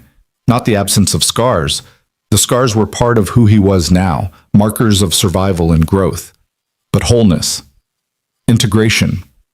The sense that all the pieces of himself finally fit together into something coherent and good and worth being.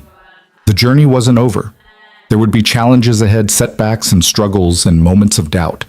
But Lucas knew now that he could handle them. He'd faced the worst and survived. He'd been broken and rebuilt himself differently. He'd fallen from the sky and learned to rise again. And most importantly, he'd learned that true altitude wasn't measured in feet above sea level, but in the distance you'd traveled from who you'd been to who you'd become, in the lives you'd touched along the way, in the integrity with which you integrated all the parts of yourself into something whole. As Maya stirred in the next room, calling out sleepily for her father, Lucas set down his coffee and went to her. This was where he belonged, in the small moments and the large ones, in the cockpit and in the bedroom, in the sky and on the ground, exceptional when needed, but present always, hero sometimes, but father first and forever. The story of Lucas Grant, the CEO had mocked and fate had called, had reached its resolution not in dramatic rescue, but in quiet integration, not in choosing between lives, but in weaving them together, not in being perfect, but in being whole. And that, Lucas realized as he scooped up his daughter and she wrapped her arms around his neck, was the only ending that mattered.